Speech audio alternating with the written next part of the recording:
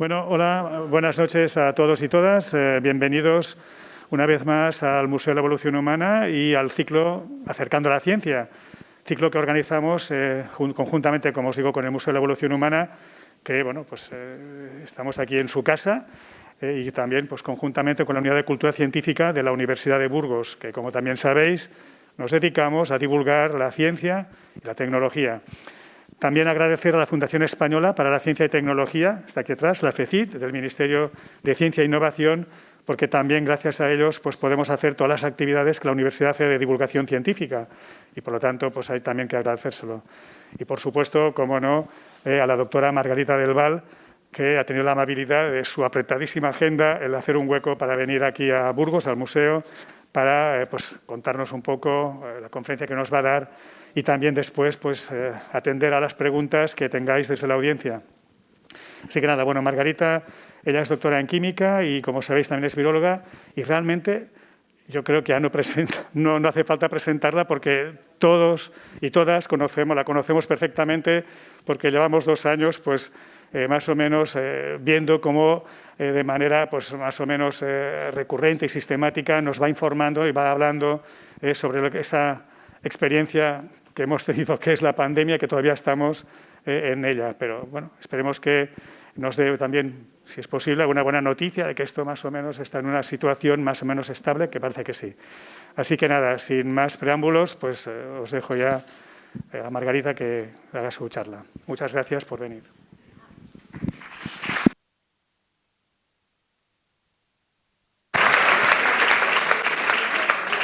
Pues bueno, muchas gracias Jordi, muchas gracias por invitarme y además por ¿cómo se llama? La serie, ¿no? de divulgación científica. Yo os animo a que os enganchéis a la ciencia es muy divertida, muy interesante, aunque no nos vaya la vida en ello, bueno, voy a presentar una cosa de mí que a lo mejor no sabéis casi nadie. Tengo parte de mis ancestros aquí en Burgos, mi padre es de Burgos. O sea que estoy como en casa, ¿no? He venido aquí como quien viene a su casa sin ningún problema. Hay familia mía por aquí, claramente, ¿no? Bueno, pues os voy a contar qué sabemos un poco de cómo es este virus. El virus nos ha puesto muy en primera línea la razón de las vacunas. Necesitamos vacunas porque estamos realmente rodeados de agentes infecciosos. Había gente que no era tan consciente de que teníamos muchos agentes infecciosos que nos rodeaban. Y si lo pensamos un poco, pues pueden venirnos por la respiración, por la comida, por la vía sexual, por heridas, y nos la pueden transmitir incluso personas que no tienen síntomas. La razón de que no seamos tan conscientes de la amenaza de las enfermedades infecciosas es porque tenemos a nuestro sistema inmunitario continuamente protegiéndonos de ellas. Desde que nacemos, que se va entrenando hasta que morimos, cada día, cada hora, cada segundo nos está protegiendo. Y está localizado sobre todo en las barreras de nuestro organismo. La piel es la barrera exterior y todas las mucosas, la gástrica, la de la nariz, etcétera, son las que nos separan del ambiente exterior por dentro. Lo que hacen las vacunas es entrenar a nuestro sistema inmunitario, entrenarlo de manera que nos enfrentemos a la infección de una manera con mucho menos riesgo. Y por eso las vacunas que estimulan la inmunidad son la solución a las infecciones en general y en particular a la pandemia. Por eso ha sido un cambio drástico cuando hemos empezado a tener vacunas. Y de hecho, este agente infeccioso no es el peor enemigo de la historia en absoluto. Os he dicho que hay muchos, pero este no es el peor enemigo de la historia. No lo habría sido si nos hubiésemos infectado de pequeños. La mayor parte de las infecciones las pasamos de pequeños. Sabéis que algunas infecciones son incluso más graves de adultos y lo que nos ha pasado justo con esta infección es que nos ha pillado a la inmensa mayoría de adultos. No hay más que mirar lo bien que lo están controlando los niños y los jóvenes. El sistema inmunitario en la infancia es muy potente y está muy equilibrado. Inmediatamente, como quien dice, hace una barrera alrededor de nuestro organismo y nos protege. Es como una ciudad bien amurallada. Cuando nos enfrentamos como adultos a este virus y nunca lo hemos visto, para empezar, no tenemos defensas previas, como sí que tenemos frente a la varicela, frente al sarampión, Y además no tenemos tanta potencia en nuestro sistema inmunitario como tienen los niños, y además vamos acumulando achaques, vamos acumulando desequilibrios en nuestro sistema inmunitario que se hace más inflamatorio que defensivo, y vamos acumulando pues algún daño en algún tejido, en algún órgano que nos hace más vulnerables. Por eso ha arrasado el virus de esta manera en cada persona y en toda la humanidad. El problema, cuando entró la pandemia, era la falta de barreras a nivel personal frente al virus. Por eso la solución son las vacunas. Ahora que tenemos vacunas, en lugar de que el virus entre hasta la plaza del pueblo o de la aldea, volvemos a tener unas muy buenas murallas, y además lo importante de estas vacunas es que dan unas murallas muy sólidas, tenemos una memoria inmunitaria muy sólida, se refuerza con cada infección posterior, sin riesgo en general, se refuerza y el virus no se puede saltar nada fácilmente esta protección inmune. Esta es la situación a la que nos estamos aproximando ahora todos los que estamos vacunados. Las personas que no se han vacunado, sin embargo, siguen teniendo un riesgo personal muy alto. Nosotros, los vacunados, no les estamos pudiendo proteger a ellos, ellos siguen con un riesgo personal alto y con una probabilidad de infectarse mucho más alta porque Omicron es más contagioso. Aquí os muestro una gráfica donde aquí abajo muestro lo contagioso que son los distintos agentes infecciosos. Y aquí está este SARS-2, este coronavirus, que es menos contagioso que, por ejemplo, la varicela o que el sarampión, que es de lo más contagioso que conocemos. Y a la vez, aquí hemos representado lo mortíferos que son los virus. Y bueno, este virus es demasiado mortífero porque acaba causando la muerte de 1 de cada 100 personas infectadas, incluyendo a las personas que ni lo saben porque no muestran síntomas y no tienen diagnóstico. 1 de cada 100. Pero si lo comparamos con el virus de la inmunodeficiencia humana, el virus del SIDA, sin tratamiento con antirretrovirales, eso sí que era una sentencia de muerte realmente. Persona que se infectaba, no en unos pocos días o pocas semanas, sino en unos pocos años, acababa falleciendo. Entonces, realmente este virus es más suave que el virus del SIDA. Lo peor de este virus es lo silencioso que es, lo fácil que se transmite desde personas que ni siquiera saben que lo están contagiando. La mayor cantidad de virus lo tenemos de 1 a 3 días antes de tener síntomas, en caso de que tengamos síntomas. Por lo tanto, para cuando nos enteramos, llevamos ya 2 o 3 días compartiéndolo con todos nuestros contactos y familiares y amigos, ¿no? Es importante también una de las cosas que se dice mucho, los niños no contagian, etc. Bueno, pues cuando se analiza cuál es la cantidad de virus que tienen los niños, de niños a ancianos, tengan o no tengan síntomas y casi estemos o no estemos vacunados, la cantidad de virus, la carga viral es muy similar. Es decir, que todos podemos contagiar más o menos lo mismo. Los vacunados sí que tenemos algo menos de virus, pero no es mucho menos. O sea, podemos contagiar un poco menos, pero no es mucho menos. Es decir, cualquier persona puede ser en algún momento una fuente importante de virus. Por eso es por lo que hemos dicho con frecuencia que nos acabaremos infectando todos. Y lo mejor es que cuando nos vayamos a infectar todos, nos pilla a todos vacunados. ¿Qué está ocurriendo ahora con las variantes? Las variantes lo que están haciendo es que están convirtiendo a este virus, que era poco contagioso, en un virus más parecido a la varicela, más parecido al sarampión, que se contagia mucho. Se ha contagiado muchísimo a pesar de la cantidad de medidas que todavía tenemos. Y quizás cuando las quitemos pues veremos cómo se contagia todavía mucho más, pero todavía esto no lo sabemos. Se contagia mucho, claramente. La varicela, si recordáis, cuando no teníamos vacuna antes de 2006, se contagiaba en los colegios, entraba la varicela en una clase de un colegio de, no sé, 4 años, 6 años, y en un par de semanas estaban todos los niños con la varicela. O sea que es muy contagioso. Este virus, los coronavirus en general, son una familia de virus que mutan poco, que tienen pocas variaciones, que las oímos muchísimo en los medios de comunicación, las variantes nuevas que surgen, sí, pero son virus que varían poco, varían como 10 veces menos que el virus de la gripe, lo cual es una buena noticia. Pero claro, una de las razones por las que mutan poco es porque corrigen sus errores, cometen errores pero los corrigen, tienen una actividad que es capaz de corregir sus errores. Bueno, cuando hay una pandemia como esta y hay grandes brotes, pues sí que se han ido imponiendo variantes nuevas.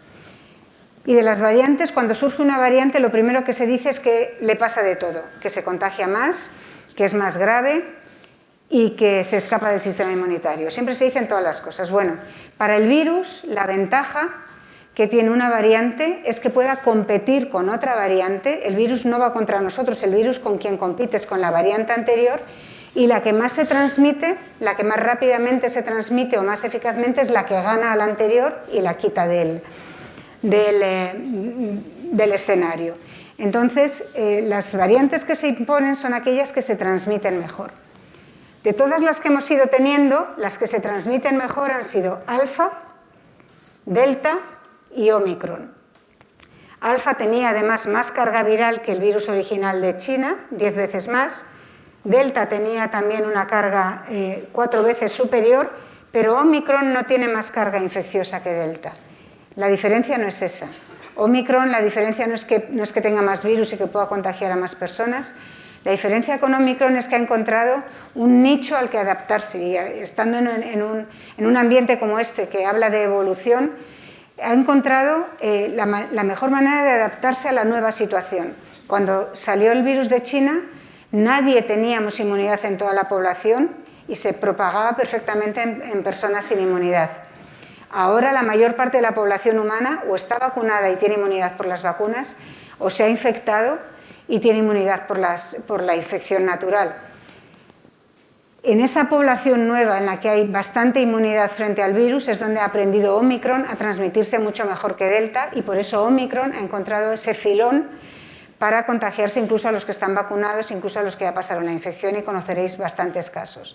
Entonces, ese ha sido su nuevo filón, no otro arma, no que tenga más carga infecciosa. Omicron nos ha pillado, por suerte, muy vacunados. Si Omicron hubiese entrado hace 2 años, habría sido dramático. O sea, la capacidad de transmisión que tiene ahora, hace 2 años, sin vacunas y sin saber lo que se nos venía encima, habría sido dramático. O sea, que hemos tenido suerte con ello. Pero lo bueno de Omicron, lo bueno de esta oleada, ha sido que nos ha pillado vacunados a una gran parte de la población. Omicron no es tan leve como parece, es algo más leve. Omicron es 3 veces más leve que lo que era Delta, pero no tanto, no es tan benigno como era. Y luego volveré sobre eso. Omicron, básicamente, lo que ha sido es que ha sido un cambio muy sorprendente, que nadie se lo esperaba y que nos ha sobresaltado. Este es Delta, y si veis cada puntito aquí rojo, era las variantes, las mutaciones, los cambios que había ido acumulando respecto al virus de China. Surgió 1 año y medio después y tenía este número de cambios. Bueno, Omicron de golpe ha aparecido con todos estos cambios que le veis alrededor. O sea, ha sido un salto súbito que no sabemos dónde se ha generado, que estaba fuera del radar de lo que estábamos controlando y que nos hace tener precaución por si esto vuelve a ocurrir, porque puede haber sitios en los que no estemos controlando qué variantes están surgiendo. ¿Dónde lo controlamos? Donde hay dinero para poderlo detectar, para poderlo diagnosticar y ver qué variante es. Se detectó en Sudáfrica Omicron, pero eso no quiere decir que se originase en Sudáfrica. Al contrario, hay que dar las gracias a Sudáfrica porque nos hizo conscientes de ello muy pronto. Como os he comentado, Omicron es como 3 veces más leve, y hasta ahora no ha habido ninguna variante que se haya seleccionado que fuese más virulenta, lo cual también son buenas noticias. Podría ocurrir, pero sería algo secundario a que se transmita mejor. Lo que le da una ventaja a cada variante es transmitirse mejor que la anterior, correr más que la anterior. Nuestro sistema inmunitario nos tiene que defender de todo lo que hace un virus. Y el virus, cuando se multiplica en las personas, no lo hace para enfermarnos, no lo hace para matarnos, lo hace simplemente porque son agentes inertes y solo si se multiplican en un ser vivo, pues pueden transmitirse y existir. Y entonces para ello lo que hacen es infectar a las personas, y dentro de las personas lo que hacen es infectar a las células de las personas y se empiezan a multiplicar. Hay veces que dañan muy poco a las células, hay veces que las destruyen totalmente y causan un daño mayor. Y realmente, como vemos aquí, las células infectadas son las fábricas de virus en nuestro interior. Son un objetivo contra el que debemos luchar, que haya fábricas de virus en el interior, porque cada vez estarán produciendo más cantidad. Y los virus que producen, los que se quedan, las partículas infecciosas que quedan en circulación, son las que se transmiten de una persona a otra o de una célula a otra. Y el sistema inmunitario lo que hace es combatir estas dos formas de vida, digamos, o estas dos situaciones en las que está el virus. El sistema inmunitario tiene los anticuerpos, que los producen los linfocitos B, que es lo que se llama la inmunidad humoral. Estos anticuerpos neutralizan a los virus circulantes y paran el contagio.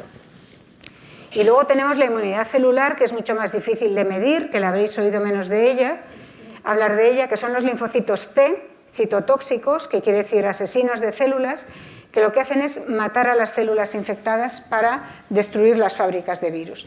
Las dos grandes armas del sistema inmunitario tienen que estar actuando en paralelo para ser más eficaces, para lograr pararlo en origen y en su producto, ¿no? Y la inmunidad tiene que estar continuamente vigilando, pero tiene que estar bien controlada. Lo que dispara a nuestro sistema inmunitario son dos circunstancias. Primero, que haya daño y luego que sea causado por algo extraño. En cuanto hay daño en algún sitio, por ejemplo, en la nariz, que se empiezan a dañar algunas células y se nota que empieza a haber problema, o en la garganta, aparece la policía de barrio, que es nuestras primeras células del sistema inmunitario, son los neutrófilos, los macrófagos, los veréis en los análisis de sangre, que lo que hacen es, lo primero, comerse enteros a los agentes infecciosos y digerirlos, igual que nosotros digerimos la comida, y además mandar señales inflamatorias, señales de ayuda para que vengan los especialistas. Estas señales de ayuda lo que hacen es atraer a los linfocitos. Estas señales son inflamación. Esta inflamación tiene que durar unos pocos días, pero luego desaparecer. La inflamación tiene que desaparecer. Lo malo de este virus es que se defiende de esta inflamación del principio, la desequilibra y en algunas personas acaba causando una inflamación persistente, que es lo que acaba causando la gravedad y el fallecimiento que ataca a tantos órganos como tengamos vulnerables en el organismo, además de a los pulmones y al tracto respiratorio. Esa inflamación tenía que desaparecer al principio, pero si persiste es lo malo. Bueno, una vez que estas señales inflamatorias las han recibido los linfocitos, aparecen en la zona del daño y son los linfocitos los que son capaces de determinar si eso es algo extraño. Y si es algo extraño, se pone toda la maquinaria de especialistas a funcionar. Y son lo que yo llamo un poco los cuerpos de élite. Aparecen los linfocitos T, citotóxicos, que son capaces de reconocer a las células infectadas por este virus y las diferencian de cualquier otra célula que esté sana o que esté infectada por otro agente infeccioso, se concentran en estas infectadas por este virus y las destruyen para que no produzcan más partículas virales.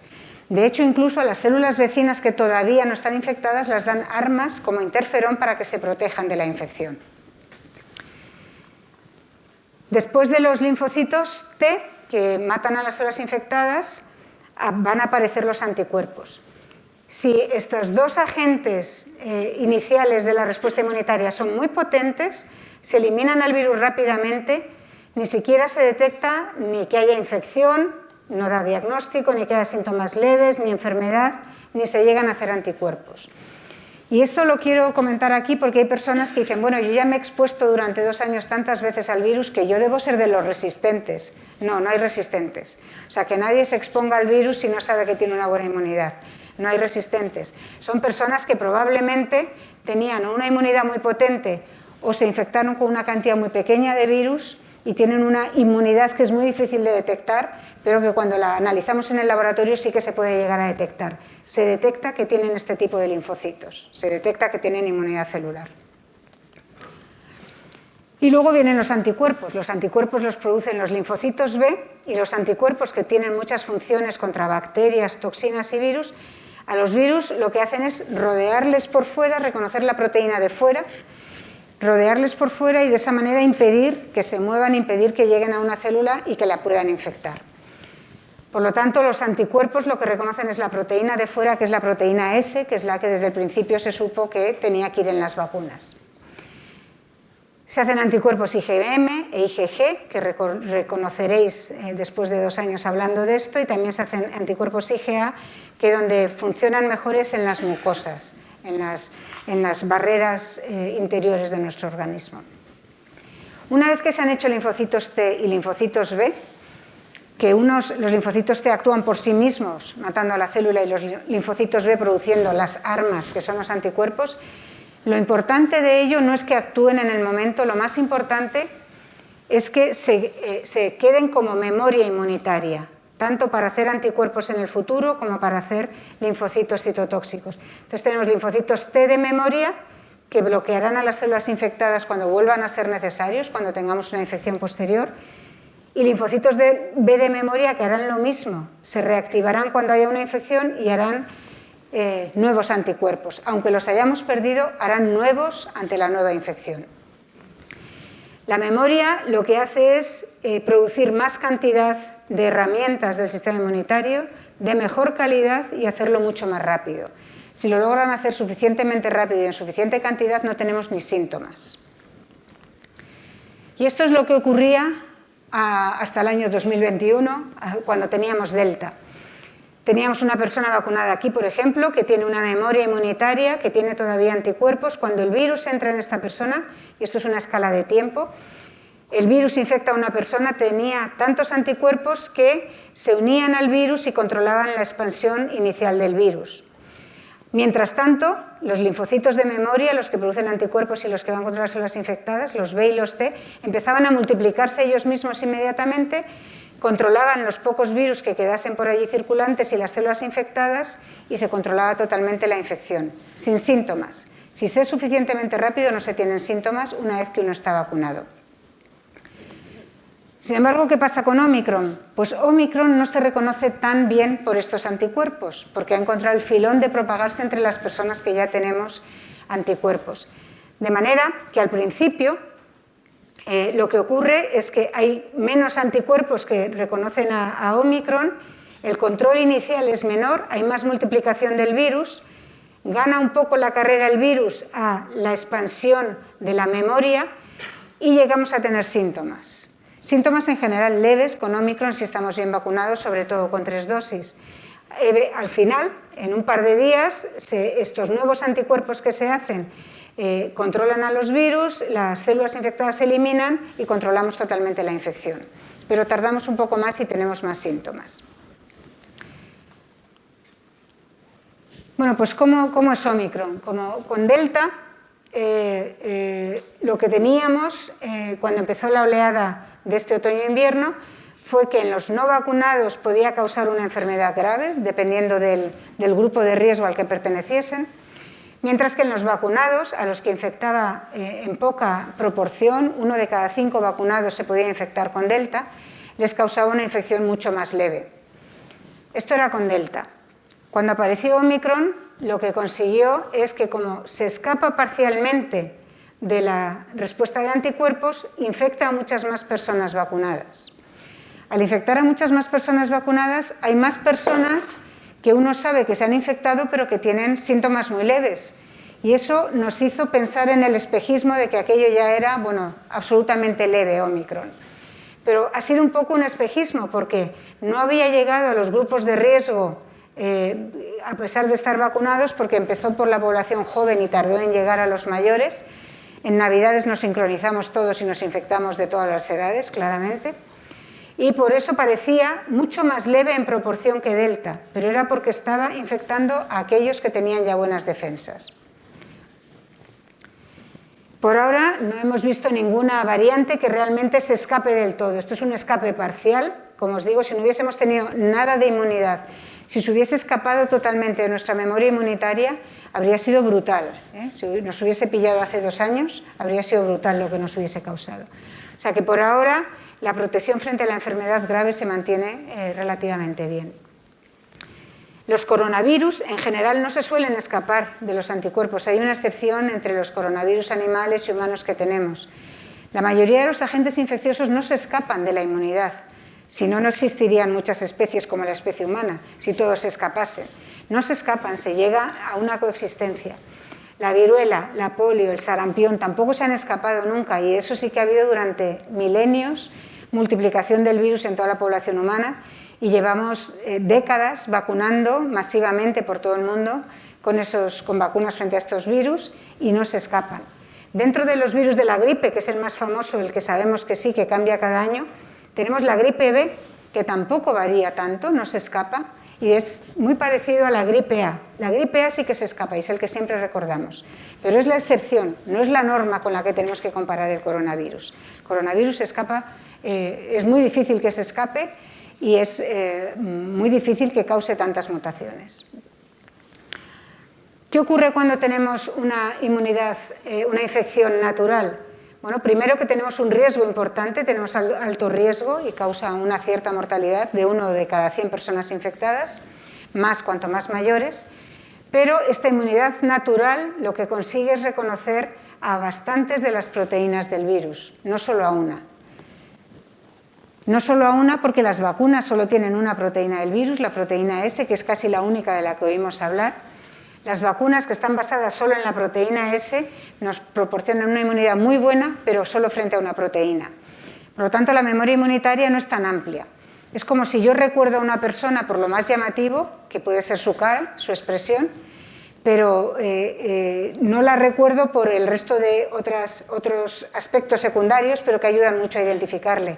Cómo anda, cómo habla, cómo huele incluso, está gordo, está delgado, etc. Entonces, la inmunidad conferida por las vacunas se fija en lo más importante, que es lo exterior, que es la proteína S, pero la inmunidad natural es más amplia, como digo, con alto riesgo. Un riesgo que puede ser, según la edad, de 100 a 10.000 veces superior al de cualquier vacuna, o sea que, desde luego, es mucho más arriesgado infectarse que vacunarse. Y lo que se ha visto es que lo importante, lo mejor de todo es tener una inmunidad híbrida, es decir, aquellas personas que se infectaron primero y luego se vacunaron, o mucho mejor, al revés, aquellas personas que se han vacunado primero y después se han infectado, tienen una inmunidad que se llama inmunidad híbrida o vigor híbrido, que da una capacidad de defensa más potente que la que dan 2 dosis de la vacuna o la que da una sola dosis de la infección, una infección solo, ¿no? Cuando ya empezamos a hacer combinaciones de me he infectado 3 veces o tengo 2 dosis de la vacuna, una infección o 2 infecciones y una vacuna, pues ya es más difícil. Pero en cualquier caso, esta inmunidad híbrida es buena. Por lo tanto, aquellas personas que están vacunadas y que se infectan, que no tengan tanto miedo porque la infección les dejará una inmunidad más potente, más amplia y particularmente al ser más amplia será más resistente para defendernos de las variantes. Porque si varía la proteína de fuera, la S, pero no varían alguna de las otras proteínas que reconocemos, es más fácil. Es como si alguien se pone la mascarilla, que es más difícil reconocerle, pero si reconocemos todo lo demás del cuerpo es más fácil mantener esa memoria activa. Bueno, pues idealmente vacuna más virus nos defiende mejor de las variantes. Desde luego, que nadie se deje infectar, aunque esté vacunado, que nadie se deje infectar por el virus. No sabemos con cuánto nos estamos infectando, no sabemos si tenemos algún achaque que todavía no ha dado la cara y a lo mejor tenemos muy dañado, no lo sé, los vasos sanguíneos y nos causa una enfermedad muy grave, aunque todavía no lo sepamos, aunque todavía seamos jóvenes. Que nadie se deje infectar a pesar de estar vacunado. Más adelante, cuando se vayan controlando mejor la situación y cuando tengamos además los nuevos medicamentos, pues a lo mejor se puede uno arriesgar más. Pero ahora mismo, y sobre todo todavía en invierno, no. ¿Por qué todavía en invierno no? Porque en invierno tenemos más situaciones de riesgo, estamos mucho más en interiores, mucho más aglomerados y la cantidad de virus con la que nos podemos infectar es más alta. Cuanto más numeroso es el enemigo, más difícil nos es defendernos. Entonces, eso es siempre peor. Y atención, los más mayores se han infectado menos. Por debajo de 45 años ha habido mayor número de personas que se han infectado, por lo tanto tendrán más probabilidad de inmunidad híbrida, vacunados e infectados, pero por encima de 45 años se han protegido más, claro, porque nos ha ido la vida en ello, ¿no? Entonces le hemos visto más las orejas al lobo, nos hemos protegido más, nos hemos infectado menos y estos mayores tienen una inmunidad híbrida menos frecuentemente, en particular los muy mayores. Por lo tanto, que esto no nos lleve a decir, bueno, si ya estamos todos vacunados, si ya nos hemos infectado, ha pasado Omicron, esto se ha acabado. No, todavía cuidado con los más vulnerables. ¿Qué sabemos de las vacunas? Bueno, que llegase esta pandemia fue una mala suerte tremenda, pero que tuviésemos 4 vacunas desde el principio que eran eficaces y muy seguras ha sido una maravilla realmente. Han seguido surgiendo vacunas y os voy a contar alguna más. Desde el principio se sabía que contra este tipo de virus se podían hacer vacunas y eso volveré al final. Estas son vacunas que están en distintas fases clínicas y hay algunas que se han abandonado, pero muy poquitas, porque eran poco eficaces. A finales, en diciembre de 2021, se aprobó la de Novavax, que es una vacuna nueva, la 5ª en Europa, que parece que tiene una buena eficacia contra síntomas leves, todavía no se sabe cómo funciona frente a síntomas graves o frente al fallecimiento, es demasiado pronto. Esta es una vacuna que se aprobó, como digo, a finales de año, y es una vacuna más clásica. Es una vacuna que está basada en una proteína, no tiene material genético, es una vacuna parecida a otras varias que tenemos para los bebés o para los adultos, y para las personas que todavía recelan de la vacuna, que les ha entrado un miedo, que no saben cómo salir de ello, a lo mejor esta es una oportunidad nueva. Personas que no se han vacunado todavía, pero que son de grupos de riesgo, cuando esté disponible a lo mejor es una oportunidad nueva para ellos. Y luego, para reforzar la suerte que hemos tenido, desde el principio hemos tenido 4 vacunas en Europa, 2 basadas en la tecnología de ARN mensajero y 2 basadas en vectores virales de adenovirus, 4. Y aquí surgió una tercera también basada en la tecnología de ARN mensajero y, sin embargo, a mediados del año pasado se vio que tenía una eficacia bajísima, tan baja que la propia compañía decidió retirarla. Había ya construido fábricas, preparado dosis de vacuna, se había evaluado por la Agencia Europea del Medicamento esta vacuna por si acaso funcionaba, y todo eso fue trabajo en vano que se hizo porque se tuvo que parar todo. Esa vacuna no funciona, la ha retirado la compañía. Y probablemente es porque su dosis es un poco menor. Son solo 12 microgramos en lugar de los 30 de Pfizer o los 100 de Moderna. Por lo tanto, parece que con las vacunas de ARN mensajero tuvimos suerte al principio de que decidiesen emplear dosis más altas y estamos en el límite de la dosis que podemos tolerar, que podemos permitirnos para que den una buena protección. Todos sabemos que dan molestias en los primeros días, más para los jóvenes, pero hay que aguantarlas porque no se puede bajar mucho la dosis, porque nos puede ocurrir esto, que dejen de ser eficaces.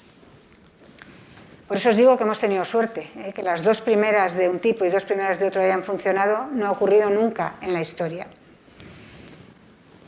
Bueno, ahora ya sabemos que las vacunas son medicamentos que tienen componentes del microorganismo, la proteína de la espícula del virus, que estimulan nuestro sistema inmunitario para generar la memoria, esto es lo fundamental, a largo plazo, de décadas incluso, y previenen las enfermedades infecciosas. Y el hecho de que sean medicamentos les pone dos características. Tienen que ser seguras y eficaces. Y de todos los medicamentos, todas las vacunas son los medicamentos más seguros que existen.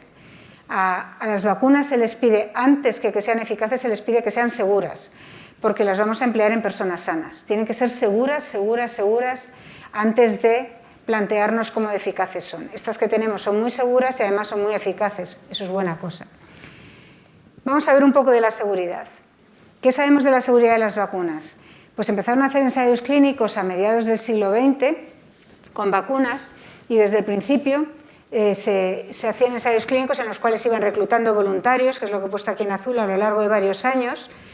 Y al cabo de los años, cuando se habían reclutado los voluntarios y a algunos se les había vacunado en el primer mes, a otros en el mes 17, etc., pues cuando ya se tenían suficientes, se analizaba todo lo que había ocurrido en este ensayo y se veían si eran seguras.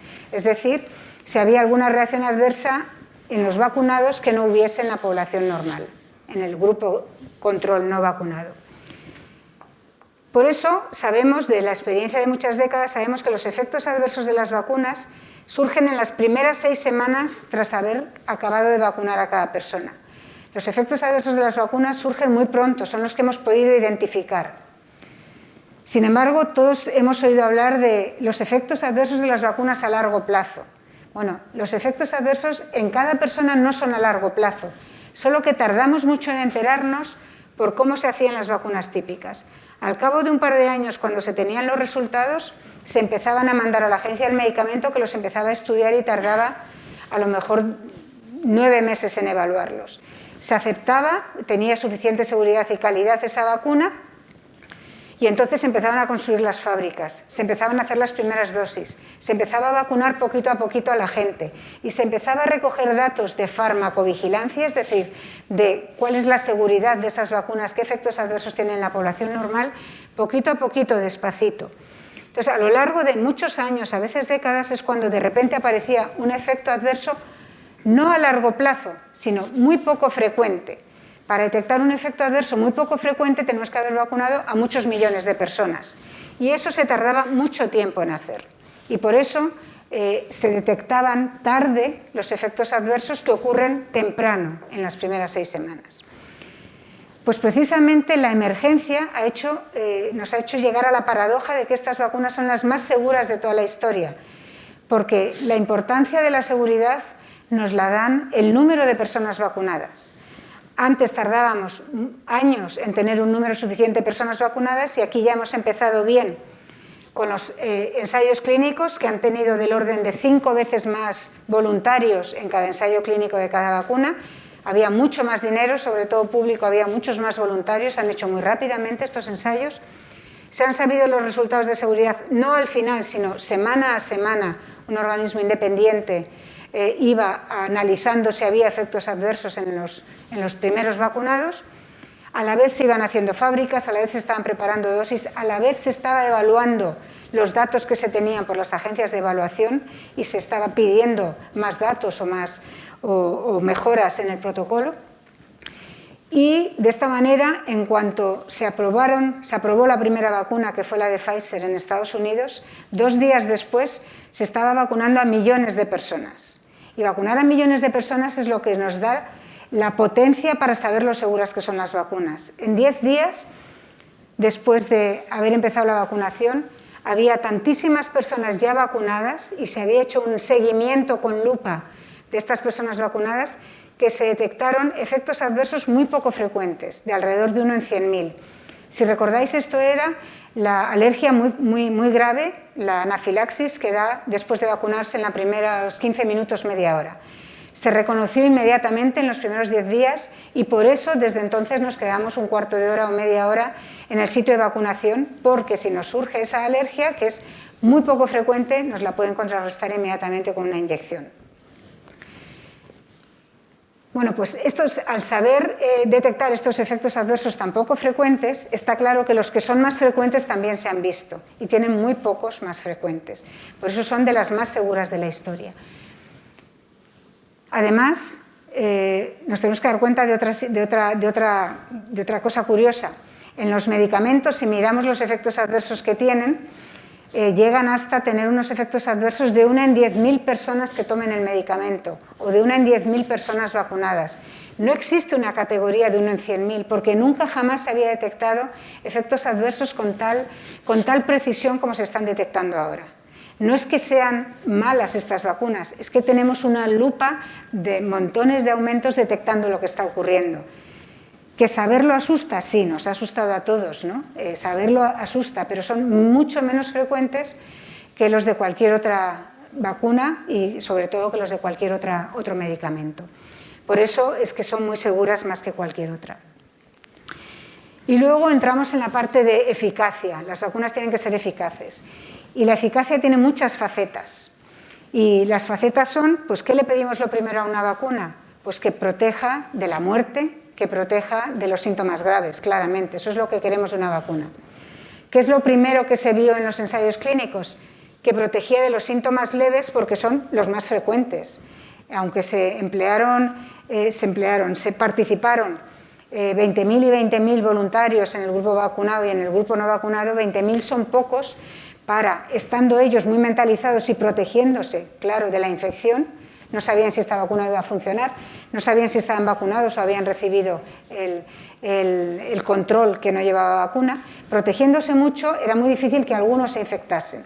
Y además de los pocos que se infectaban, que fuesen de los graves, pues era muy poco frecuente. Por eso lo primero que se detectó es que protegían de los síntomas leves. Según fue habiendo más gente, se vio que protegían de los síntomas graves. Y la protección de la muerte solo la hemos visto cuando se ha hecho las campañas de vacunación después de aprobarse las vacunas. Bueno, estas vacunas, las que tenemos, protegen de estos tres síntomas y de la muerte, por lo tanto, protegen claramente de la enfermedad. Y son vacunas que protegen de la COVID-19. Sabéis que COVID es la enfermedad y SARS-2 o SARS coronavirus 2 es el nombre del virus, ¿vale? Bueno, pues protegen de la enfermedad. Sin embargo, estas vacunas, que yo las llamo sobresalientes porque son muy buenas en seguridad y en eficacia, no son de matrícula de honor. ¿Qué es una vacuna de matrícula de honor? Pues una vacuna que hubiese protegido de todo. Una vacuna con la cual los vacunados no se hubiesen podido infectar, incluso sin síntomas, y por lo tanto no hubiesen podido contagiar ni diseminar el agente infeccioso, ni diseminar el virus. Estas son las vacunas que, además de proteger a las personas, protegen de la transmisión y por lo tanto son las vacunas que nos protegen de los efectos de la pandemia. Estas no las tenemos ahora, estas serían lo que llamamos las vacunas esterilizantes, y es importante que sigamos trabajando en la investigación en vacunas porque estas son precisamente las que necesitamos para las pandemias, para esta pandemia, para futuras pandemias. Recordar aquí que como protegen de la enfermedad las vacunas que tenemos y no a toda la población y no protegen de la transmisión, las personas no vacunadas no están protegidas aunque estén rodeadas de muchas personas vacunadas. Las vacunas protegen muy bien, son muy buenas, pero, no protegen de la infección. Con Delta protegían como 5 veces, pero bajaba pues eso, alrededor de 5 veces la protección. Con Omicron se ha perdido muchísimo la capacidad de proteger de la infección sin síntomas. No es importante a nivel de síntomas, pero sí es importante a nivel de contagiar a otras personas. Y cuánto protegen del contagio es mucho más difícil de calcularlo, no sabemos cuánto menos, pero no protegen del todo, claramente. Todos conocemos a alguien que se ha contagiado en contacto con otra persona que estaba vacunada e infectada. Bueno, las vacunas son muy buenas, pero no olvidar nunca, no son infalibles. No son infalibles. ¿Y en quiénes se puede decir que fallan las vacunas? No es que fallen, es en personas en las que no prende bien la vacuna porque no tienen un sistema inmunitario tan fácilmente entrenable. No son capaces de generar una memoria muy buena en personas con un sistema inmunitario muy envejecido, igual que las personas muy mayores les cuesta más recordar, ¿no?, los acontecimientos o los eventos que acaban de ocurrir, les cuesta más generar memoria. Bueno, pues lo mismo pasa con el sistema inmunitario. Cuando está muy envejecido, particularmente cae bastante a partir de los 80 años, pero cada uno envejecemos a una velocidad distinta en todo y también en nuestro sistema inmunitario, pues en esas personas no prenden bien las vacunas y pueden, a pesar de estar vacunados, pueden contagiarse y desarrollar síntomas graves. Entonces, por eso esas personas son en las que tenemos ahora que concentrar el foco, son las personas a las que tenemos que proteger. Y ellos protegerse también, claro. ¿Cómo es Omicron? Vamos a ver la oleada en sus altos y bajos, la oleada de Omicron. Lo primero, Omicron es más suave que Delta. Antes os he comentado que es como 3 veces más leve. Esta es la gravedad relativa cuando comparamos Delta con Omicron. Si Delta es 1, pues Omicron es 3 veces más leve en cuanto a que no hay que ir al hospital cuando uno se infecta con Omicron porque la gravedad es inferior y la mortalidad baja alrededor de 5 veces, aunque los números no son tan buenos. Por eso prefiero ser conservadora y quedarme con el número 3, ¿no? Alrededor de 3 veces más leve. Sin embargo, curiosamente, y esto es en personas sin vacunar, esto es estimado para personas sin vacunar, aunque hay pocas, se ha estimado en Reino Unido con las personas sin vacunar. Esto es un estudio muy bueno que han hecho en Reino Unido con la mitad de la primera ola, cuando Delta y Omicron coexistían y cuando se podía analizar a toda la población. Por lo tanto, es con millones de personas analizadas, que da solidez a los datos, a pesar de lo cual, como esto es sorprendente, yo aquí lo he escrito como parece, porque habrá que confirmarlo. Parece que hay una diferencia muy importante en la levedad de Omicron según la edad. Por ejemplo, para los niños, Omicron y Delta son igual de graves. Digamos que para los niños es igual de leve, en los niños y en los jóvenes, Omicron que Delta. No hay ventaja para ellos en que sea Omicron o que sea Delta. Sin embargo, según vamos siendo mayores, parece que Omicron va siendo francamente más suave que Delta, mayores no vacunados. Y luego se pierde esta tendencia para los mayores de 80 años. Bueno, pues en los mayores de 80 años, aún así, Omicron es 3 veces menos grave que Delta. Estas son buenas noticias, por eso lo pongo en verde. Son buenas noticias que Omicron sea menos grave incluso en los mayores de 80 años, pero están por confirmar, ¿vale? ¿Qué ocurre con la efectividad de las vacunas? Pues frente a Delta las vacunas han aguantado muy bien. Han aguantado perfectamente, protegían alrededor de 4 o 5 veces frente a la hospitalización o enfermedad grave, frente a la muerte. La tercera dosis da un poco de mejora de protección, llega hasta 10 veces, pero es una mejora pequeña. Y por eso decimos que las vacunas aguantaban muy bien, que la tercera dosis era por precaución y se empezó por las personas más mayores, aquellas en las que ha podido prender menos la vacuna. Pero Omicron hizo saltar esto por los aires. Estábamos como más tranquilos con 2 dosis, vamos por si acaso a poner una tercera dosis. De este virus no hay quien se fíe, mejor ser desconfiados, y se hizo muy bien. Tuvimos aquí la suerte de tener lanzada en muchos países del mundo, particularmente en Europa y en España, la tercera dosis según íbamos bajando la edad, porque para Omicron hace falta la tercera dosis. ¿Cómo es Omicron? Omicron, con solo 2 dosis, se pierde parcialmente la protección frente a enfermedad grave y hospitalización, y se pierde mucho la protección frente a la muerte. Se pierde mucha la efectividad frente a Omicron, por eso lo pongo en rojo. Sin embargo, buenas noticias de vuelta, con 3 dosis se recupera la protección frente a Omicron. Por lo tanto, quien tenga todavía en la cabeza que con Delta no era tan importante la tercera dosis, que lo alimente sus recuerdos y los actualice. Con Omicron sí que viene bien la tercera dosis, en particular para los que pueden enfermar grave, en particular para los grupos de edad más avanzada y los que tengan otra enfermedad crónica. Y ahora la contrapartida, el rojo. ¿Cuál es el problema? Con Omicron nos hemos infectado muchísima gente. Nos hemos infectado muchísimo más que en cualquier oleada. Nos hemos infectado más personas detectadas oficialmente por diagnóstico que en todas las demás oleadas juntas.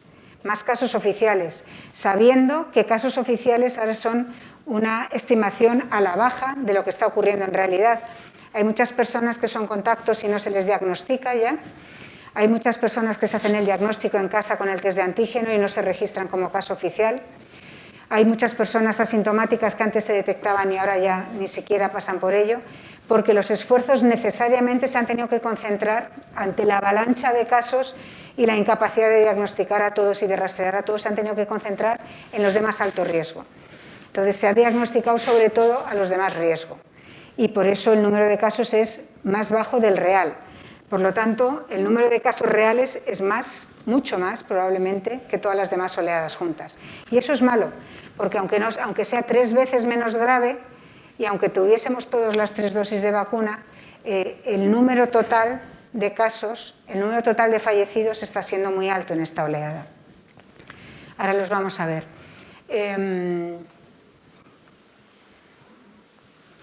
No sé si aquí se me ha olvidado algo, pero luego volveremos sobre ello. Estos son datos oficiales graficados muy bonitos y por eso es un pantallazo, como veis aquí, de una conferencia que dio Fernando Simón para el Ayuntamiento de Granada y es pública la conferencia, así que lo pongo aquí el enlace, se puede acceder a ella ahora. Y aquí muestra cuál es la probabilidad de que los vacunados en color claro o los no vacunados estén en el hospital, estén en la UCI o fallezcan. Y como veis, en todos los casos, los no vacunados tienen una probabilidad mucho más alta de tener unas complicaciones graves. La vacuna está protegiendo. Sin embargo, entre los no vacunados y los pocos vacunados en los cuales no ha aprendido bien la vacuna, llevamos en esta oleada alrededor de 10.000 fallecidos. Estamos ahora mismo, ha bajado la oleada de casos oficiales, también debe estar bajando la oleada de casos reales, pero la oleada de muertes todavía está en su punto máximo aproximadamente. Estamos empezando a bajar. Por lo tanto, solo llevamos media oleada y llevamos más de 10.000 fallecidos. Esto es mucho. Esto es más que cualquier otra gripe de antes de la pandemia. Esto es mucho. Con la gripe fallecían entre 6.000 y 15.000 personas al año en una única oleada de invierno. Y esto es una de las varias oleadas que estamos teniendo con el coronavirus y van a ser probablemente más fallecidos de los que son con la gripe. O sea que tenemos ganas de que todo acabe, pero hay que proteger a todas aquellas personas que son las que están más graves. Yo sigo insistiendo en que quien no se ha vacunado, que se vacune, porque de estos datos se puede ver que los vacunados están de 10 a 30 veces mejor protegidos de las consecuencias graves de la infección y porque nos quedan personas de grupos de riesgo a los que hay que proteger en particular. Se protegerán ellos y les protegeremos nosotros. Les protegeremos nosotros, por ejemplo, si tenemos algún comportamiento de riesgo que para nuestra edad no pasa nada, nos vamos de juerga, etcétera, etcétera. Bueno, pues luego, cuando los jóvenes se vayan de juerga, que hacen bien en irse de juerga, pues que a lo mejor se tiren una semana sin ver a los abuelos, por si acaso. O sea, se pueden hacer cosas sencillas con una cierta normalidad, pero concentrando los esfuerzos en aquello que va a funcionar, que va a ser más eficaz, que es ahora ya concentrarse en proteger a los de mayor riesgo. Y luego algo muy importante, las vacunas son buenas, pero una vacuna buena sin una buena campaña de vacunación no es nada. Y en España hemos tenido una campaña de vacunación magnífica. Las campañas de vacunación tienen que ser de calidad. ¿Y por qué digo de calidad? Porque todo el mundo recuerda, ya llevamos el 60% de vacunados, ya llevamos el 70%, ya llevamos el 80%. Lo importante no es el número de personas vacunadas, lo importante es cuántas están vacunadas de las de alto riesgo, lo de calidad. Lo ideal es que estén vacunados todos los de alto riesgo. Eso es lo importante, porque ellos son los que sufren, ellos son los que enferman, ellos son los que fallecen, ellos son los que saturan la sanidad, ellos son los que tienen impacto sobre la sociedad, sobre la economía. A ellos es a los que hay que vacunar. En España se ha hecho muy bien, estos son los datos, por ejemplo, de España y de Islandia. Estos son por edades, como veis, por edades, los de mayores de 60 a 70 años están casi cercanos al 100% de la vacunación, eso está muy bien. Con la tercera dosis, por cierto, por encima de 60 años queda como un 7 o un 8% por ponerse la tercera dosis. A lo mejor es gente que no se ha dado cuenta que lo que sabíamos de Delta ha saltado por los aires con Omicron y que con Omicron hace falta la tercera. Bueno, pues eso estaría bien. ¿Cómo se ve el efecto de estas campañas de vacunación en España y en Islandia? Bueno, pues arriba son los casos a lo largo de las oleadas, a lo largo del tiempo, y abajo están los fallecimientos. Esto es España, la primera oleada con muchos fallecimientos. Como veis, antes de vacunar había una cierta proporción de fallecimientos a casos y se desploma, una vez que estamos vacunados, se desploma totalmente el número de fallecimientos. Esa es la potencia de las vacunas, la eficacia de las vacunas. En Islandia lo mismo, incluso cuando después de vacunarse tienen la mayor oleada, esto es verano, otoño, invierno de ellos, cuando tienen la mayor oleada de todas las anteriores, sin embargo, tienen el menor número de fallecimientos. ¿Qué ocurre, sin embargo, en otros países que han sido modelo? Como por ejemplo Singapur. Singapur ha sido un modelo porque es un sitio muy difícil, es una ciudad-estado, es tanta población como la Comunidad de Madrid, pero metida dentro de la M30, o sea, es una zona muy concentrada con mucho contacto entre personas y sin embargo llegaron al verano pasado con 30 fallecidos.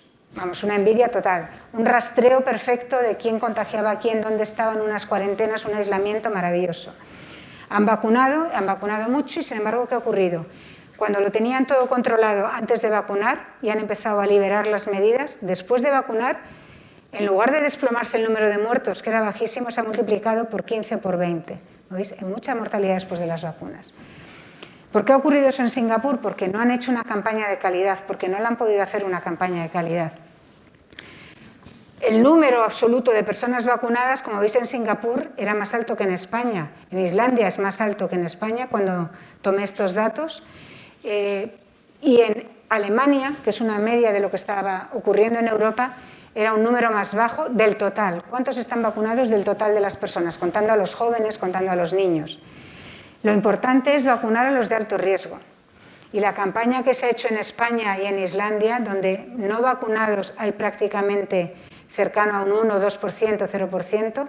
Sin embargo, en Singapur, fijaros que toda la población les queda por vacunar como alrededor de un 5% y justo los de 80 años son los que menos han querido vacunar.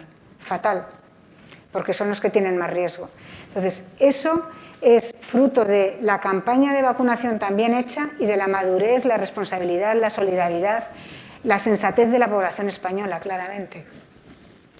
O sea que esa ha sido otra de las suertes que hemos tenido en España durante esta pandemia, que teníamos mucha confianza en la vacuna, más que bastantes países de Europa, sobre todo mucho más que bastantes países de Europa del Este, en los cuales la tasa de vacunación es mucho peor y están sufriendo mucho más de lo que estamos sufriendo nosotros. Y esta que es en rojo, que es la media Europa, que es como está Alemania, veis también que los más mayores no se acercan a una vacunación que se pueda llamar todos los de alto riesgo. Entonces es muy importante cómo nos hemos vacunado de bien los de alto riesgo, cómo nos hemos vacunado de bien todos, lo bien que nos han vacunado, cómo se han vacunado los jóvenes. Creo que es una de las cosas que tenemos que aprender para el futuro. Tenemos que exportar esta confianza en las vacunas que tenemos, entender claramente, como se ve aquí muy bien, ¿no?, cómo se desploma la mortalidad y entender que son la solución para otras epidemias. Hablamos mucho de la inmunidad colectiva, pero para tener inmunidad colectiva ya se ha dejado de hablar. Yo dejé de hablar de inmunidad colectiva hace más de un año. Me he hecho una hemeroteca y ya lo dije a primeros de enero del año pasado. Atención, que la inmunidad colectiva es probable que no funcione. Bueno, vivimos en el espejismo de la inmunidad colectiva mucho tiempo, pero requiere vacunas que limiten muy fuertemente el contagio. Si se tiene vacunas que no limitan el contagio, si yo estoy vacunada, yo me contagio y yo puedo contagiar a los demás, no hay beneficio para mis vecinos no vacunados. Ahora mismo ya sabemos, y hemos dejado de hablar de ella, de que no es posible actualmente la inmunidad colectiva con este virus. No es posible con estas vacunas. Si tuviésemos vacunas esterilizantes sí que sería posible. Sin embargo, está claro que a la sociedad sí que la han protegido estas vacunas. No han protegido a los individuos. Quien no esté vacunado, y es la 12ª vez que lo digo, creo, quien no esté vacunado tiene un riesgo personal muy fuerte todavía, pero la sociedad estamos protegidos. Gracias a que nos hemos vacunado tanto, tenemos una normalidad mucho mejor que hace año y pico, antes de tener vacunas. No tenemos saturación del sistema sanitario, podemos vivir mucho mejor y no está falleciendo tanta gente. O sea que nos están protegiendo claramente y la economía se está recuperando. Nos están protegiendo, pero a la sociedad como conjunto, no a los individuos. ¿Qué tenemos que hacer ahora en estos momentos? ¿Cuál es el futuro próximo? Bueno, pues como digo, aquí quizás lo pongo en letra más grande, proteger a las personas de riesgo y a las situaciones de riesgo. Proteger a los más vulnerables, en aquellos en los que las vacunas no prenden tan bien, que son las personas muy ancianas y también los inmunodeprimidos. Son personas que antes ya, cuando tenían un tratamiento, se les decía, oye, ten cuidado con las infecciones porque tú eres muy vulnerable a todas las infecciones, protégete. Son personas con un trasplante de órganos que tienen que evitar el rechazo a lo largo de toda su vida y tienen una inmunosupresión importante. Son personas que tienen un tratamiento muy potente, muy agresivo frente a algún cáncer. No todos. Y además, en este momento, digamos, no alguien que tuvo un cáncer hace 2 años y acabó el tratamiento. Entonces, a esos les tenemos que proteger en particular y se tienen ellos que proteger en particular. Y los no vacunados es una decisión personal, también son de más riesgo. Tenemos tratamientos nuevos que se han aprobado a lo largo del otoño pasado por la Agencia Europea del Medicamento. Tenemos 2 nuevos antivirales orales, pastillas, que se pueden tomar antes de que uno enferme grave. Están ensayados para las personas de los grupos de más riesgo, los que van a enfermar más grave o que pueden fallecer. Se han ensayado en esas personas en particular y entonces se sabe cómo funcionan en ellas y cómo les protegen. Por lo tanto, para lo que están indicados es para emplearlos en cuanto esa persona sepa que tiene síntomas, que da un positivo o incluso en los casos de más riesgo, cuando alguien de un entorno muy cercano, un contacto de riesgo suyo, ha dado positivo, pues si ellos se han vacunado también se podrían emplear. Y hay otro que es igual, lo mismo, que es un anticuerpo monoclonal que este es inyectable, ¿no? Pero también se tiene que aplicar antes de que uno entre en el hospital.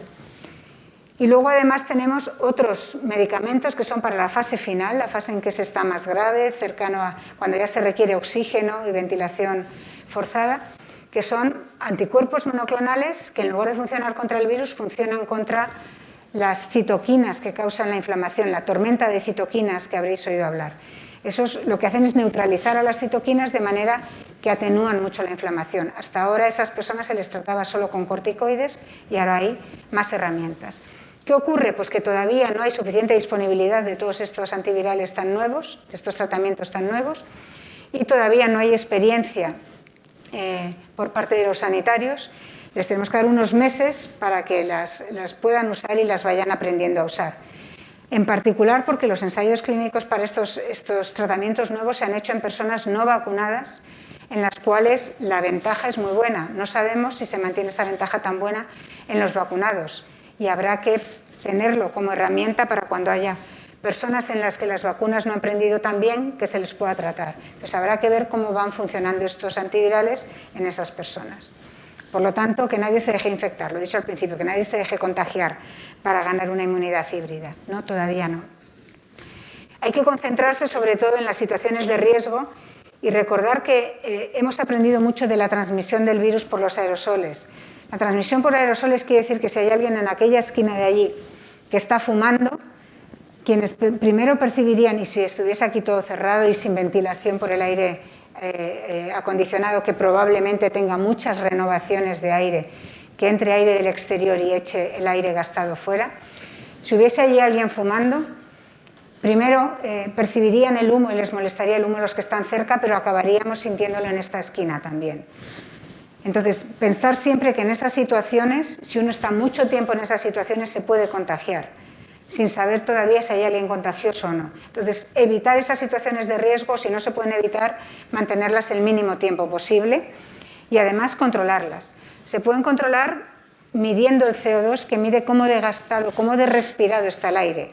Si el aire está muy respirado, habrá mucho CO2 que lo emitimos nosotros al respirar. Por lo tanto, si hay alguien contagioso entre el público, estará emitiendo también virus. Es una medida indirecta de cuánto virus hay. También tenemos filtros. Los filtros en un sitio en donde no se puede ventilar. La ventilación, por cierto, lo ideal es que sea o forzada por el mecanismo de aire acondicionado o cuando es en casa, que en casa no se puede renovar el aire, que sea en dos sitios opuestos, ventilación cruzada se llama. No una sola puerta abierta, porque a lo mejor te atrae el aire de la zona en donde está más contaminado, sino siempre dos abiertas, poquito, pero dos abiertas. Hay filtros para las zonas en las cuales no se puede ventilar. Son filtros EPA, se llaman, son filtros que en cada paso del aire van reteniendo el virus y van retirando virus a lo mejor a una velocidad parecida a la que se genera. Por lo tanto, van manteniendo el aire más limpio. Además, a veces tienen lámparas ultravioletas que inactiva el virus.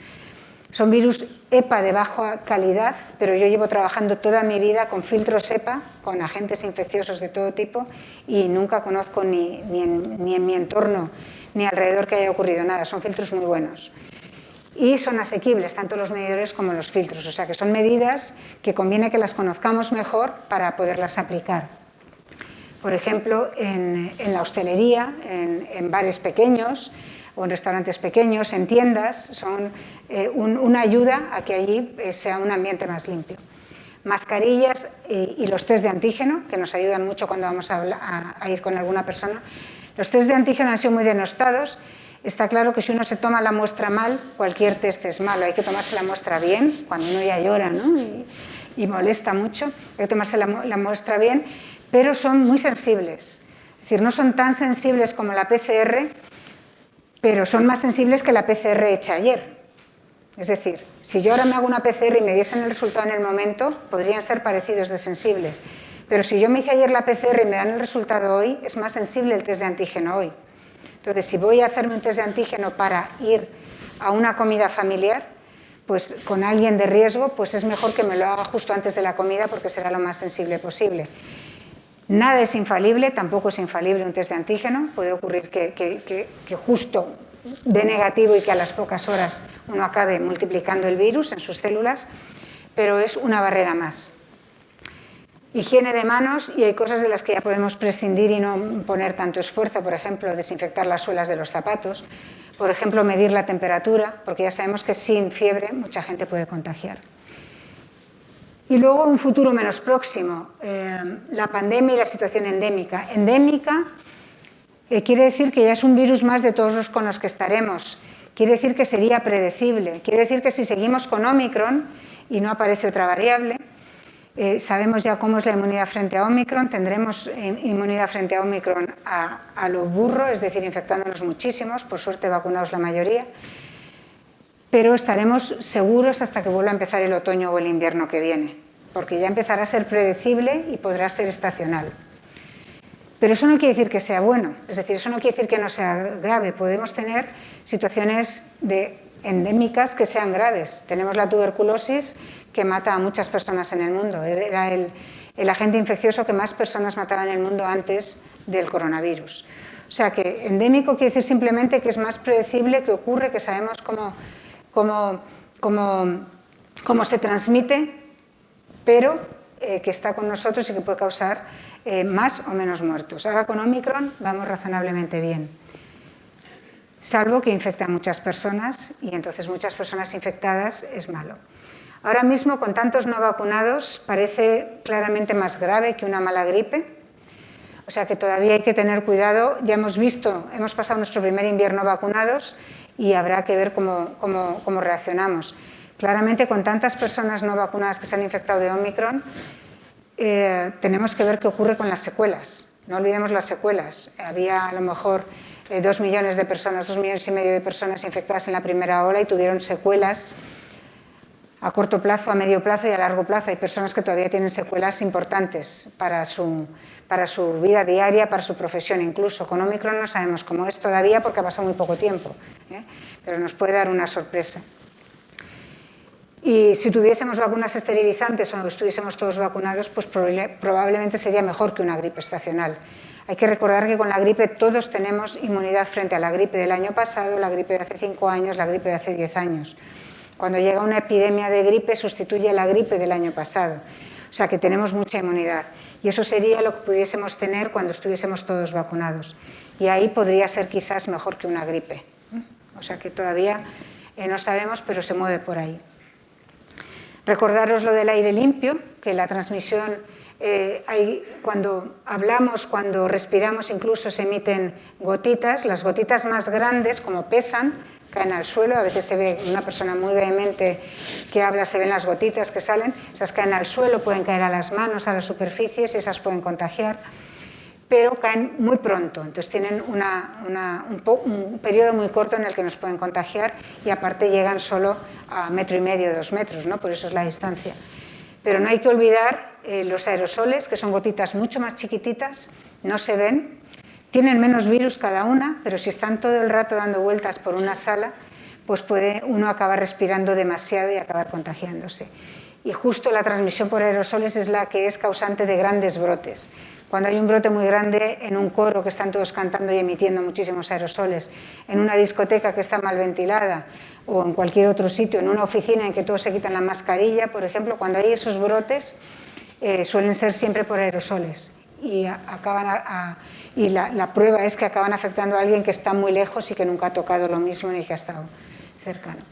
Bueno, pues si en el siglo XIX con las epidemias de cólera se aprendió que había una transmisión muy importante por el agua contaminada, cuando el agua potable estaba contaminada con las aguas residuales porque no estaban bien canalizados los diferentes circuitos, cuando se aprendió eso se hizo mucho énfasis en la higiene del agua, en el agua potable, y se logró una bajada drástica en las infecciones, bajó la mortalidad infantil, subió la esperanza de vida. Y además se vio reforzado por el descubrimiento después de los antibióticos y el uso masivo de las vacunas. Eso fue un adelanto tremendo en salud humana. Yo creo que en las próximas décadas tenemos que apostar por un aire más limpio. Tenemos que aprender de la pandemia de COVID-19 la importancia de la transmisión por aerosoles. Tenemos que aprender a tener un aire más limpio, no estéril, más limpio, más libre de infecciones, coronavirus y otras muchas respiratorias que tenemos. Más libre de contaminantes, por ejemplo, producidos por vehículos con combustibles fósiles que producen muchos contaminantes, y más libre de alérgenos. Las personas que tenían antes mucha alergia han visto las ventajas de evitar la transmisión por el aire. Bueno, y esto va a implicar a muchos aspectos, muchos expertos, muchos profesionales de muchos ámbitos, ingenieros, por supuesto sanitarios, investigadores en biomedicina, virólogos, inmunólogos, pero también arquitectos para diseñar mejores edificios en los que poner los aparatos diseñados por los ingenieros, con un ahorro de energía, en lugar de que entre siempre el aire frío de fuera, que se logren aparatos que minimicen el gasto energético, que no tenga que calentar el aire de fuera, porque se logre hacer buenos diseños e incluso urbanismo, ¿no?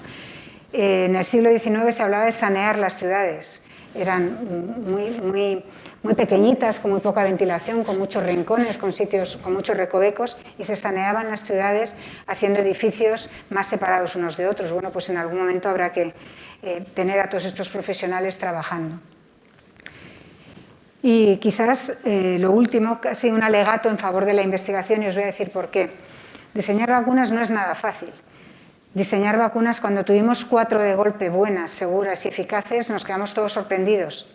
Sabíamos desde el principio que frente a los coronavirus se podía hacer una vacuna, que frente a este coronavirus se podía hacer una vacuna porque habíamos estado investigando en el mundo, no yo, pero sí el grupo de Luis Enjuanes, por ejemplo, en el CSIC, habían estado investigando en vacunas frente a los otros coronavirus de la misma familia, incluso frente al coronavirus 1, al SARS-1, que se erradicó de la faz de la Tierra porque en el sudeste asiático lo controlaron con medidas muy buenas, porque solo se contagiaba cuando se tenía fiebre, y eso era fácil de reconocer. Bueno, pues se sabía desde el principio que había que poner la proteína S en la vacuna, se sabía desde el principio que se podían hacer vacunas, se sabía desde el principio, hasta tal punto que muchos grupos de investigación se pusieron a investigar con todas las tecnologías conocidas y desconocidas para hacer vacunas, que muchas compañías farmacéuticas, incluso compañías farmacéuticas que nunca habían trabajado en vacunas, se pusieron a producir vacunas, a desarrollarlas basadas en la investigación. Y con ello se tuvo en muy poco tiempo una vacuna que tiene la proteína S. Sin embargo, este virus es un virus fácil, ha sido muy fácil para hacer vacunas. Pandemias futuras o pandemias actuales que tenemos, que son endémicas y que están matando a muchas personas en el mundo, no son tan fáciles. Por ejemplo, la malaria. La malaria la causa un plasmodio, que es 10 millones de veces mayor volumen de lo que tiene este virus, que es muy pequeñito, hasta el punto de que en su parte externa tiene de cientos a miles de proteínas distintas en la superficie, solo por fuera. Tiene de cientos a miles. Y estas proteínas, las que son claves para combatirlo, las que son claves para inducir una inmunidad que pueda neutralizar al plasmodio, no las conocemos todavía. No será una sola, no será tan fácil, serán muchas. Y por eso, además de porque ha habido menos inversión, pero sobre todo por la complejidad del agente infeccioso, es por lo que tenemos buenas vacunas frente al coronavirus, basadas solo en una proteína, y todavía no tenemos vacunas eficaces frente a la malaria. Hace falta claramente mucha investigación. No es solo una tecnología, no es solo el ARN mensajero, y daros cuenta que también puede fallar, no solo es la tecnología nueva, sobre todo hace falta conocimiento sobre los agentes infecciosos, es lo más importante. Y eso nos hace falta conocer al enemigo, ¿no?, para saber cómo defendernos. Y eso todavía requiere mucha investigación. Y esta ya es la última, recordar que cada pandemia será diferente, y este es un poco el mensaje, los mensajes que os he ido dejando. Desde cómo nos podemos infectar, quién sigue teniendo más riesgo, los no vacunados, hay que proteger a los que son los grupos de riesgo, todavía hay que protegerlos en particular, y atención a lo de las secuelas, que a lo mejor nos da algún sobresalto todavía. Muchas gracias.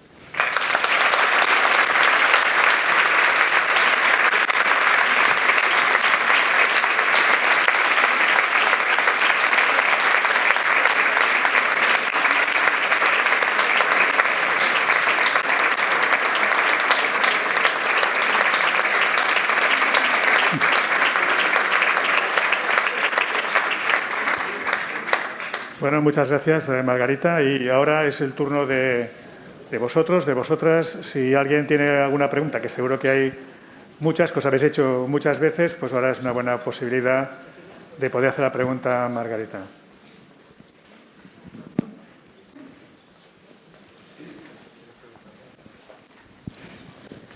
Sí, buenas tardes, noches ya, Margarita. En primer lugar, darte las gracias por abrirnos los ojos y los oídos. Espero que no sea la última vez que te veamos por aquí. Volveré. Y hay dos cosillas para empezar la tarde.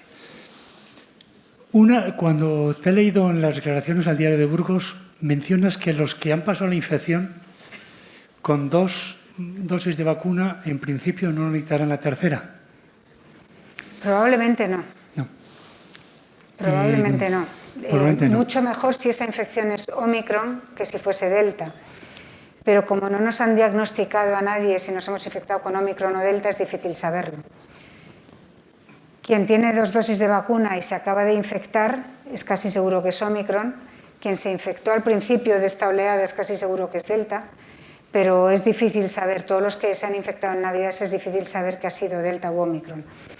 Entonces, como también depende de la cantidad de virus con la que uno se ha infectado, como también depende del grupo de riesgo al que uno pertenezca, puede no hacer falta una tercera dosis, pero en determinados grupos de riesgo yo sí que la recomendaría.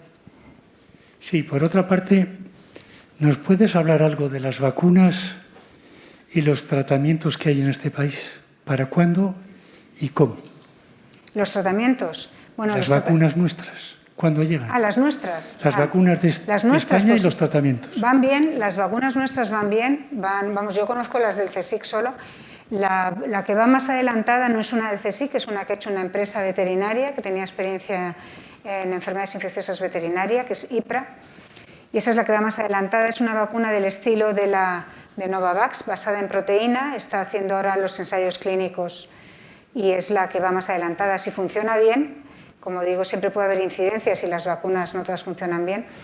Si funciona bien, pues estaría disponible, no sé cuándo dice la compañía, pero bueno, estaría disponible. Esa está solo indicada, está solo ensayada para ser una vacuna que se emplee como dosis de refuerzo.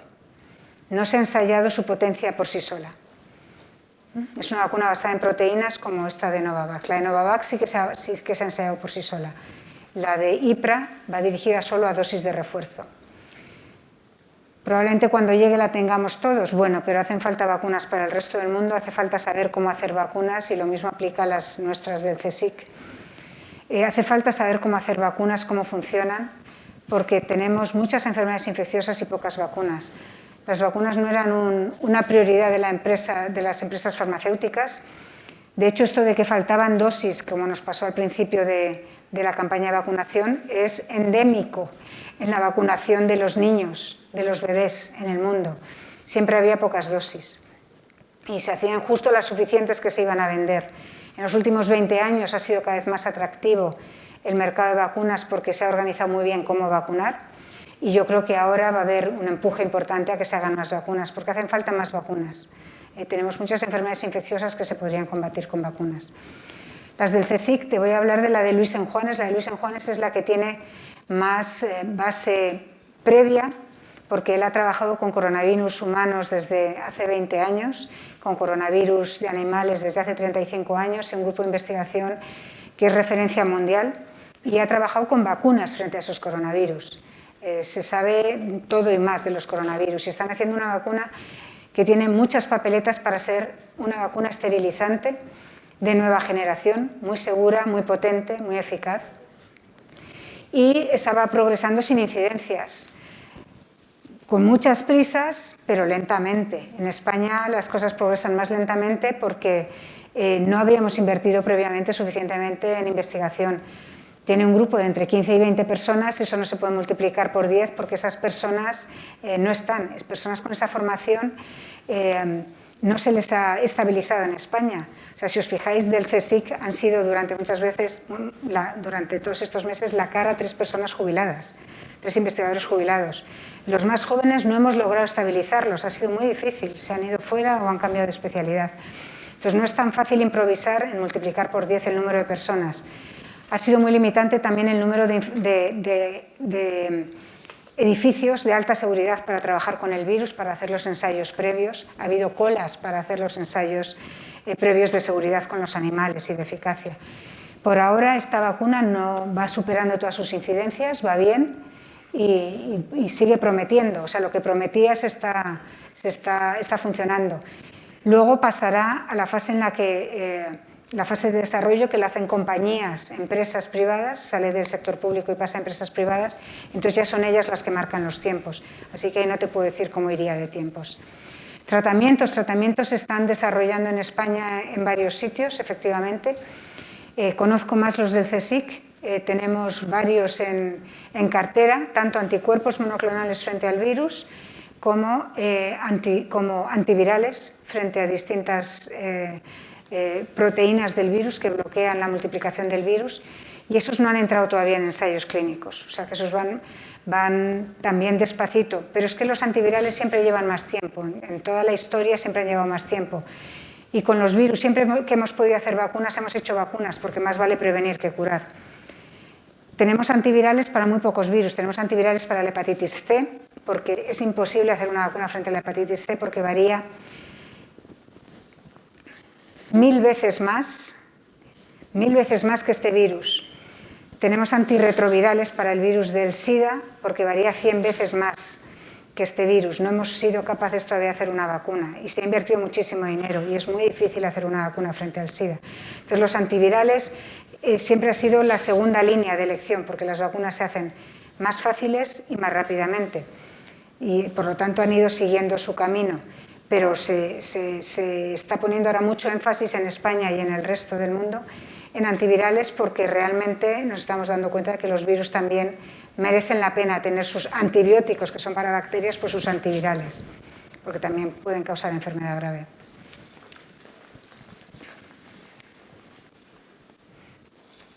¿Sí, más preguntas? ¿Qué puede haber por ahí? Había una que a lo mejor ya le he contestado, ¿no? Sí, allá hay una, sí.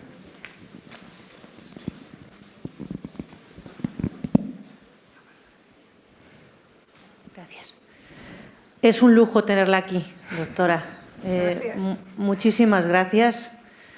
Simplemente, bueno, comentarle el potencial que tienen sus mensajes, su voz para la población más joven, que creo que es el futuro de esto que está comentando. Animarla a que continúe esta labor divulgativa y que se acerque hasta las personas como nosotros, que necesitamos escuchar a gente que transmite tan maravillosamente como usted. Y simplemente eso. Y gracias, de verdad. Gracias por estar aquí. Pues gracias. Quizás ya que ha mencionado a los jóvenes, quería hacer notar que a lo mejor a los jóvenes, de los pocos jóvenes que han sido irresponsables, también ha habido mayores irresponsables, pero menos porque le veían más las orejas al lobo. Con los pocos jóvenes que ha habido irresponsables nos hemos pensado, vaya, los jóvenes no están colaborando, etcétera, etcétera.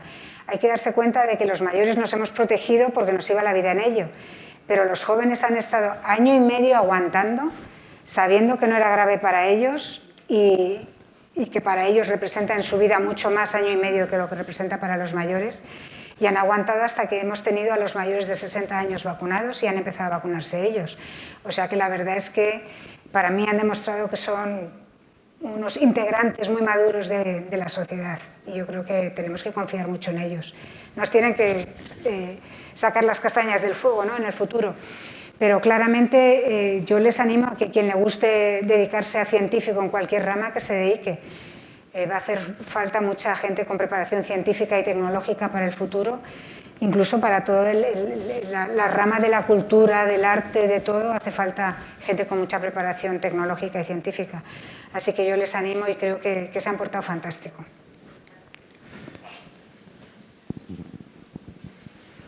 Buenas tardes. La verdad es que yo tengo mucha confusión y duda con el tema de las vacunas.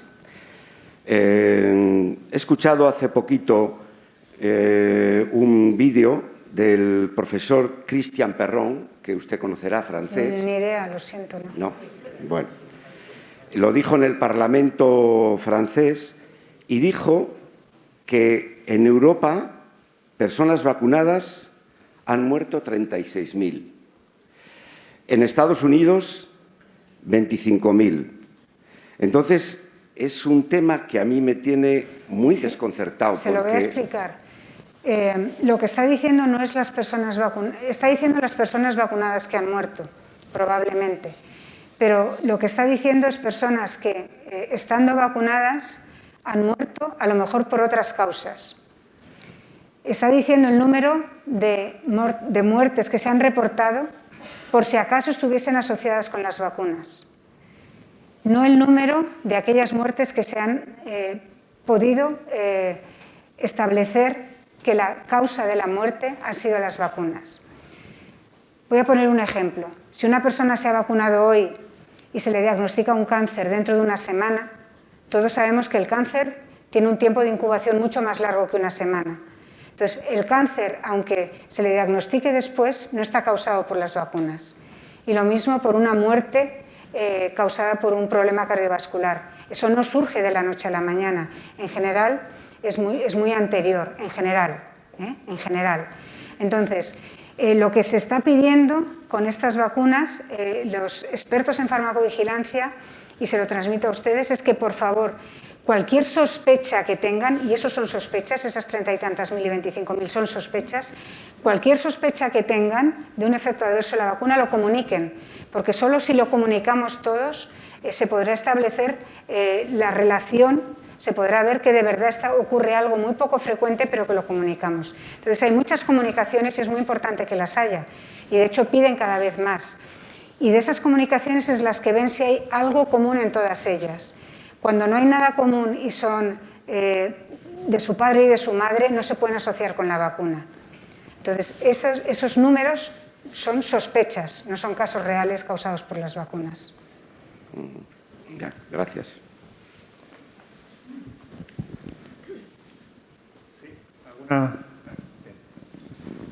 Muchas gracias, muy interesante, muchas gracias. Yo tengo la duda, ¿por qué la resistencia de los sanitarios a vacunarse? ¿Podría hablar algo de eso? Bueno, probablemente la reticencia a vacunarse con este coronavirus, se vacunaron como un solo hombre y como una sola mujer en cuanto llegaron las vacunas. ¿Qué reticencia se refiere? ¿Con la tercera dosis a lo mejor? ¿Con las vacunas en general? Sí, con esto, con la gripe, con esta se vacunaron inmediatamente, porque yo además recuerdo que empezamos a la vez a vacunar a los grupos de alto riesgo, que eran las residencias de ancianos y los sanitarios, y se acabó antes con los sanitarios de lo que se acabó con las residencias de ancianos, y se empezó a poder vacunar a las personas de igual edad que no vivían en residencias a primeros de marzo. Y para entonces ya estaban casi todos los sanitarios bien vacunados y recibiendo la segunda dosis. O sea, con esta se han lanzado, lo han visto muy claramente. Es posible que tengan reticencia a otras vacunas porque no ven la gravedad. Son personas jóvenes en general, en edad laboral, y no ven en ellos la gravedad y por eso quizás no se vacunen. Las vacunas tienen el problema en todos los sitios y es que mueren de éxito. Cuando se vacuna y no existe la infección, uno no se da cuenta que ha sido causada por la vacuna y tienes que ir a historia y recordar lo que pasaba antes de vacunarse y sacar gráficos y tal. Y ahora lo hemos visto mucho más claro, ¿no? Lo hemos visto claramente. De hecho, con las residencias se empezó a ver enseguida que eran una balsa de aceite en cuestión de un par de meses después de empezar la campaña de vacunación. O sea, fue una maravilla. Y quizás los sanitarios no lo están viendo tan claramente la necesidad de algunas vacunas porque ellos son jóvenes y están sanos. Pero en general yo lo que sí que es cierto es que hay una cierta reticencia a vacunarse de la gripe entre los sanitarios y ha subido claramente el porcentaje de sanitarios vacunados durante estos 2 años. Porque de repente el que era oncólogo, el que era traumatólogo, el que era otorrino, se ha dado cuenta de que sí, que las infecciones están ahí. Es que reflejan a la población en general. O sea, yo tengo, desde hace 20 años, tengo una diapositiva en mis cursos de máster o cursos de doctorado, en que digo, nos creíamos que las infecciones habían desaparecido, pero no, están ahí y están surgiendo nuevas cada año y tenemos menos vacunas que infecciones. Pero nosotros ya solo pensamos en plan enfermedad, pensamos en cardiovasculares, en cáncer, en ictus, etc. No, las infecciones están ahí, lo que pasa es que no éramos tan conscientes ni nosotros ni los sanitarios. Y realmente tienen un potencial de hacer daño tremendo, como lo hemos visto ahora. En Alemania y en Austria, por ejemplo, países adelantados, ¿por qué hay que obligar a los sanitarios, por qué tienen que obligar a los sanitarios, obligarles a vacunarse? ¿Puede hablar un poquito más cerca, que no le oigo del todo bien? Que ¿En Alemania? Con las noticias que vienen, las autoridades en Austria y en Alemania concretamente hacen leyes para obligar a los sanitarios a vacunarse obligatoriamente ante la reticencia de los sanitarios a vacunarse. Si las vacunas son tan buenas, ¿por qué los sanitarios esa reticencia? ¿Y se les tiene que obligar a hacerlo? En Alemania, de nuevo, los sanitarios están reflejando lo que ocurre en la sociedad. Alemania es una sociedad con poca confianza en las vacunas. Yo he vivido en Alemania 5 años y se lo puedo decir que entonces había poca confianza en las vacunas y ahora lo he visto también porque he seguido a Alemania muy de cerca. Hay poca confianza en las vacunas. Una de las razones es, históricamente, en Alemania en el siglo XIX se inventaron la homeopatía y algo que un tipo de no medicina que ha surgido en tu país cala mucho más, ¿no? Entonces ha calado mucho todo ese tipo de falsas medicinas y entonces hay muchas personas que piensan algo que cuando uno está sano y joven puede pensar, yo me cuido y no sufro nada. Y eso está impregnando la sociedad alemana. Y los sanitarios son reflejo de la sociedad, los sanitarios alemanes son reflejo de nuevo de la sociedad alemana. Sí, allí tienen más problemas, claramente. Y yo lo estoy siguiendo de cerca. Y sí que conozco familias que no se han roto, pero que han tenido problemas graves porque hay 2 hijos que quieren vacunar a la abuela y otros 2 que no. Y es un problema fuerte. He estado mucho en contacto con amigos alemanes de entonces y sigue ocurriendo. Es un problema.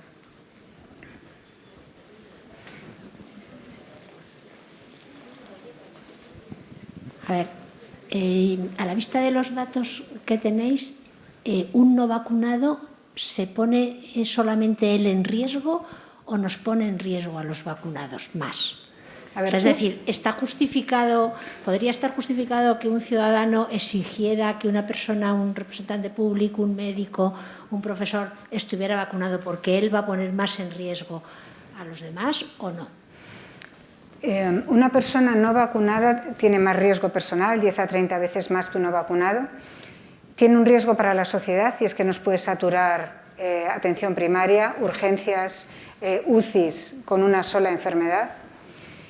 Y con Delta tenía un riesgo claro para los demás porque aunque los vacunados podíamos contagiar y personalmente ninguno se podía sentir protegido y por eso hemos llevado todos mascarillas a pesar de estar vacunados, era 1 de cada 5 que se podía infectar. Con Omicron todavía no sabemos cuántos se pueden infectar, pero se pueden infectar bastantes más claramente. Entonces, con Omicron está en el límite de saber si sería relevante intentar que se vacunasen personas en sitios clave.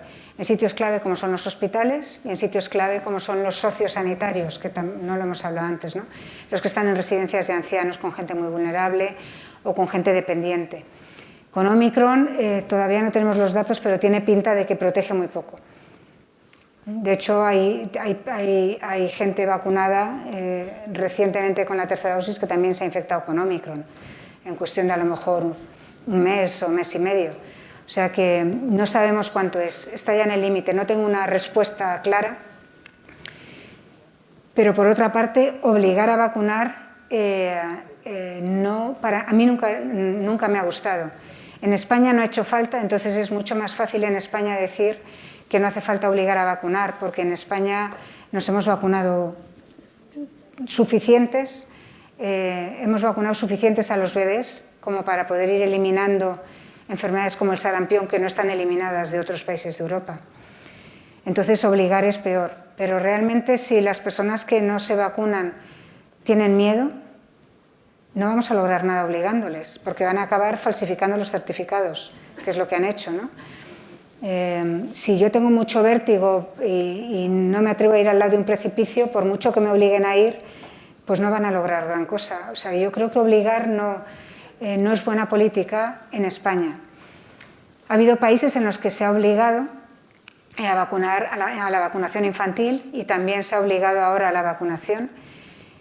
Y ha tenido un cierto impacto. Por ejemplo, en Italia, cuando obligaron a la vacunación infantil, pero bueno, en Italia como cambian los gobiernos tanto, duró 1 año y medio la obligación y luego la quitaron y luego la volvieron a poner. de repente hicieron encuestas, vieron que mejoraba como un 5% el porcentaje de personas vacunadas, o sea, había un 5% de bebés vacunados, había un 5% de bebés que estaban protegidos, bien para ellos, era bueno. Pero cuando hicieron encuestas para ver qué pasaba, pues dijeron, anda, pues es que ahora me he dado cuenta, si las hacen obligatorias será que son buenas, haberlo dicho antes. Bueno, pues hay gente que vive en otro mundo y no se da cuenta. Eso era antes de la pandemia. Yo creo que ahora ya hemos oído todos tanto de las vacunas que la situación es distinta. Ya, pero es un dilema, ¿no? Si realmente los no vacunados tienen capacidad de transmisión superior a los vacunados, pues no sé. Ahora mismo no lo sabemos. Es la pregunta, sí. ¿no? Ahora mismo no lo sabemos. Ahora mismo no lo sabemos. Ahora mismo sí que estamos viendo que es más difícil evitar contagiarse con Omicron de lo que era antes. Por eso yo insisto ahora más en la transmisión por los aerosoles, porque es la que te pilla más desprevenido, no sabes de dónde te viene. Más cuidado con eso. Y sobre todo cuando haya personas vulnerables. Tenemos ya pocas fuerzas y hay que concentrarlas en lo que es lo más eficaz posible. Sí, y otra pregunta de otro tipo que siempre me ha llamado la atención. ¿Por qué no se prohíbe fumar en los sitios públicos, en los autobuses, en los sitios públicos, en la calle, bueno, en los autobuses sí, ya está, en la calle, en las terrazas? Yo paseo por la calle y me llegan bocanadas de tabaco de las personas. Bueno, pero ¿no? si uno pasea por la calle y le llega una bocanada de tabaco y le llegaría igual una bocanada de virus, realmente eso es poca dosis, esa es poca cantidad de virus para causar una infección importante o para causar una infección. Realmente hay que estar más expuesto al virus en un interior mal ventilado, etc. En el exterior molesta muchísimo el virus. Yo en un interior antes, cuando fumábamos todos dentro, pues yo salía con los ojos hechos polvo de cualquier sitio. En el exterior nunca ha pasado eso. O sea, es claramente mucho menos virus y se difunde inmediatamente. El virus que sale por los aerosoles sale caliente del organismo y lo primero que hace es subir para arriba. O sea que también es mucho menos probable infectarse en el exterior. En los transportes públicos, una de las situaciones que hay es que los que se abre la puerta con frecuencia, los transportes urbanos, suelen estar muy bien ventilados, porque hay mucho intercambio de aire. En los aviones tienen unos filtros EPA maravillosos desde antes de la pandemia, porque era un aire, si no muy viciado. Tienen unos filtros EPA compartidos para todos los de la fila.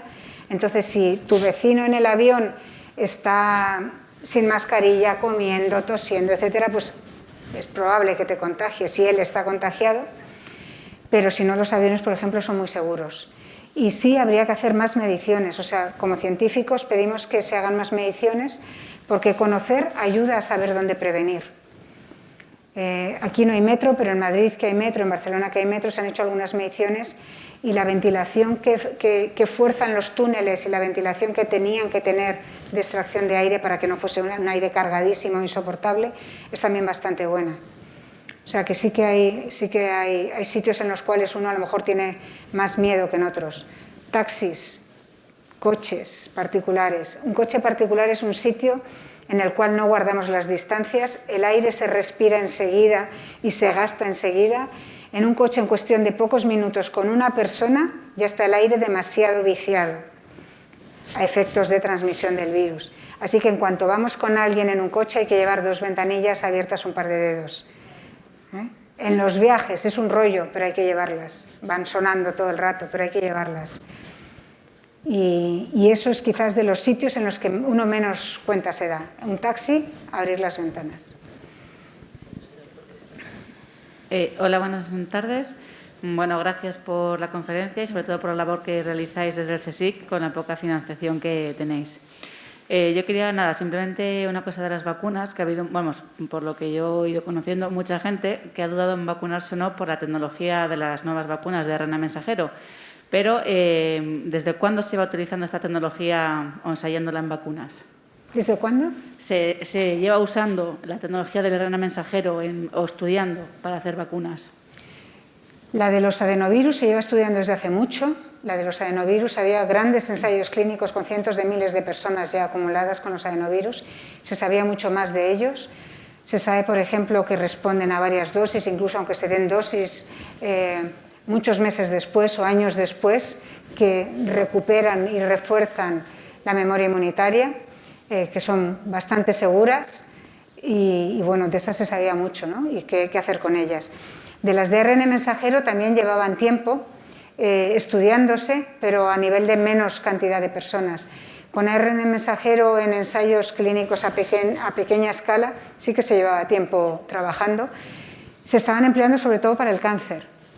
Se pensaba que podrían ser útiles para el cáncer y fue una traslación de aquello para la necesidad de emergencia. Pero sí, no son tan nuevas. El problema con las vacunas de ARN mensajero es que si he dicho que el negocio de las vacunas era poco atractivo, es algo que solo te vacunas una vez en la vida. Había también muchas dudas sobre si se fabricaban vacunas, a dónde iban a llegar. Y como he dicho, en los últimos 20 años se ha ayudado en las campañas de vacunación en países con muy pocos recursos y ya se sabe que las vacunas llegan a destino, que se emplean bien, que causan un bien y por eso se están fabricando más vacunas.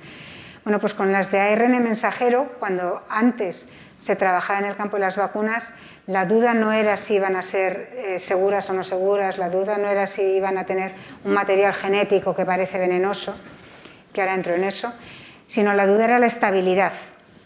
Ese era el problema. No se pensaba en comercializar porque si las tengo que llevar a cualquier sitio de Centroáfrica no voy a poder llevar un congelador de 80 bajo cero. Entonces, por eso no se llevaban. El ARN mensajero es muy frágil, sobrevive muy poco tiempo. Y entonces por eso no se hacían, se usaban para tratamientos muy particulares, muy dirigidos. Nosotros que trabajamos con ARN mensajeros desde hace muchísimos años en el laboratorio, bueno, hay que tener un cuidado, siempre hay carteles de cuidado aquí, no tocar, solo RNA, no sé cuántos. O sea que eso lo hemos tenido. Era más la estabilidad que problemas de seguridad. En cuanto a tener material genético, que nos demos cuenta que estamos rodeados de material genético por todos los lados.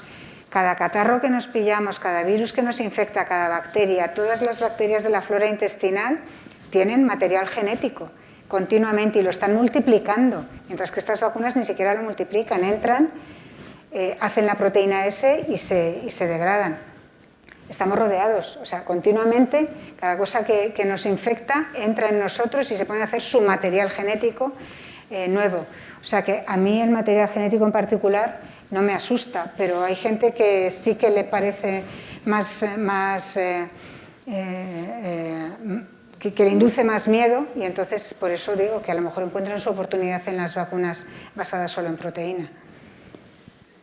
Muchas gracias. Sí.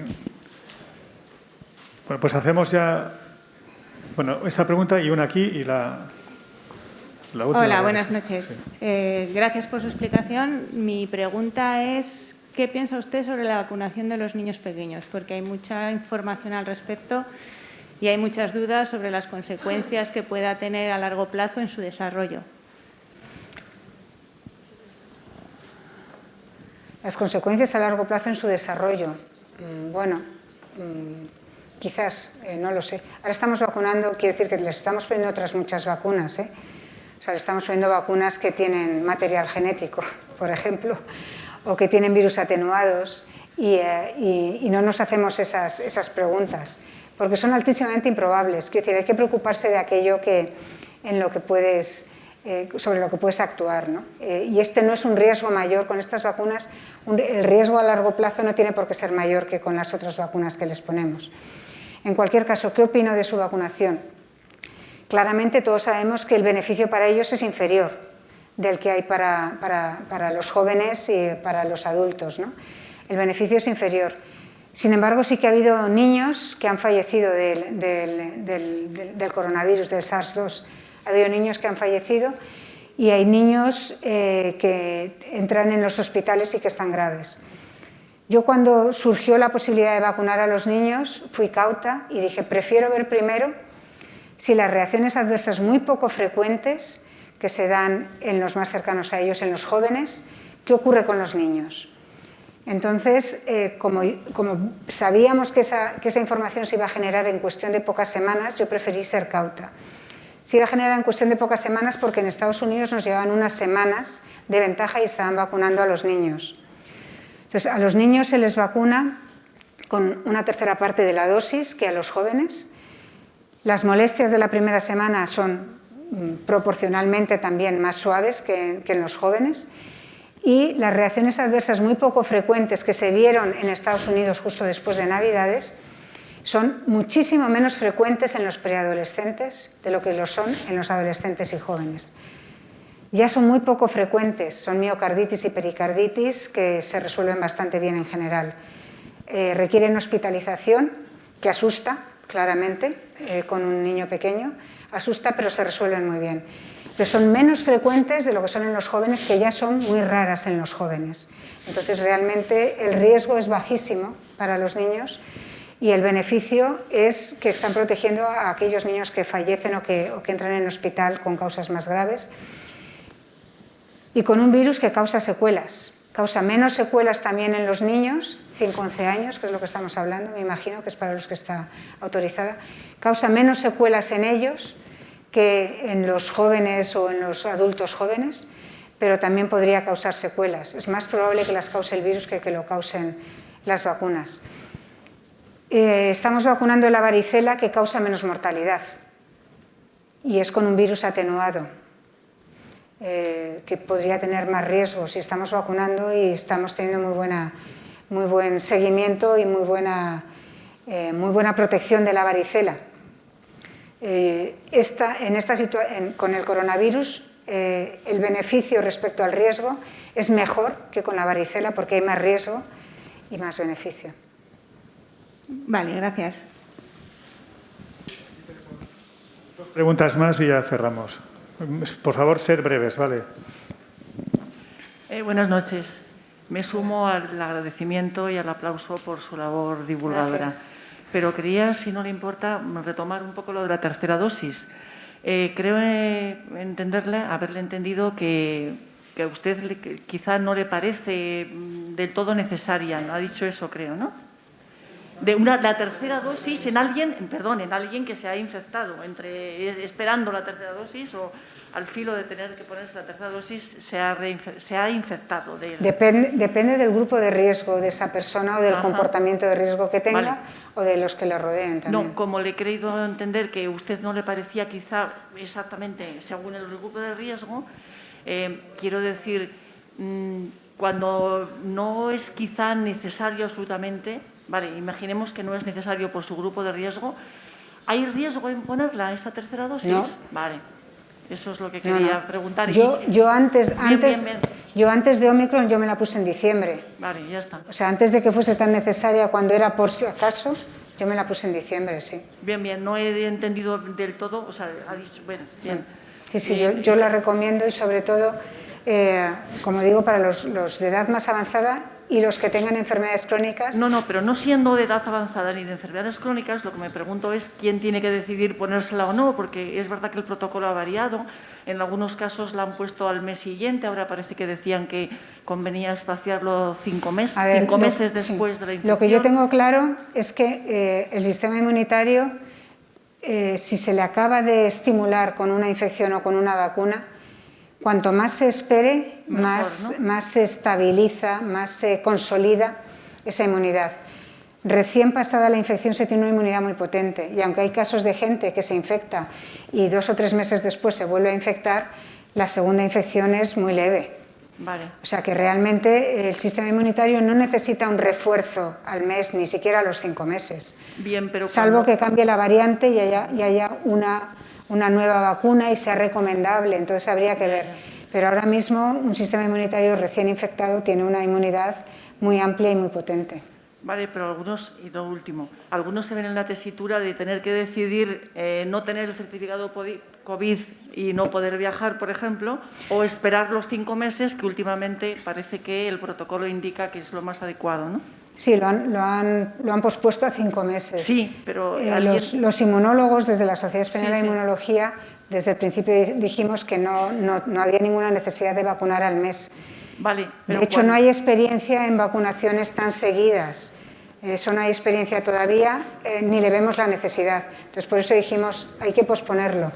y lo han pospuesto a 5 meses, que como mínimo, es lo que nos parece que como mínimo hay que posponerlo ese tiempo. Vale, pero es cierto que o sea, no conocemos que haya un riesgo claro de vacunarse una tercera vez, salvo poca experiencia, una tercera vez muy seguida de la anterior, ¿no? Salvo que no hay mucha experiencia. Puede ocurrir que se agote un poco el sistema inmunitario y que esa vacuna no haga su efecto, pero de ahí a ser malo, tampoco en particular. Bien, sí. El problema es con los certificados para viajar, eso es cierto. Sí, la última pregunta breve, por favor.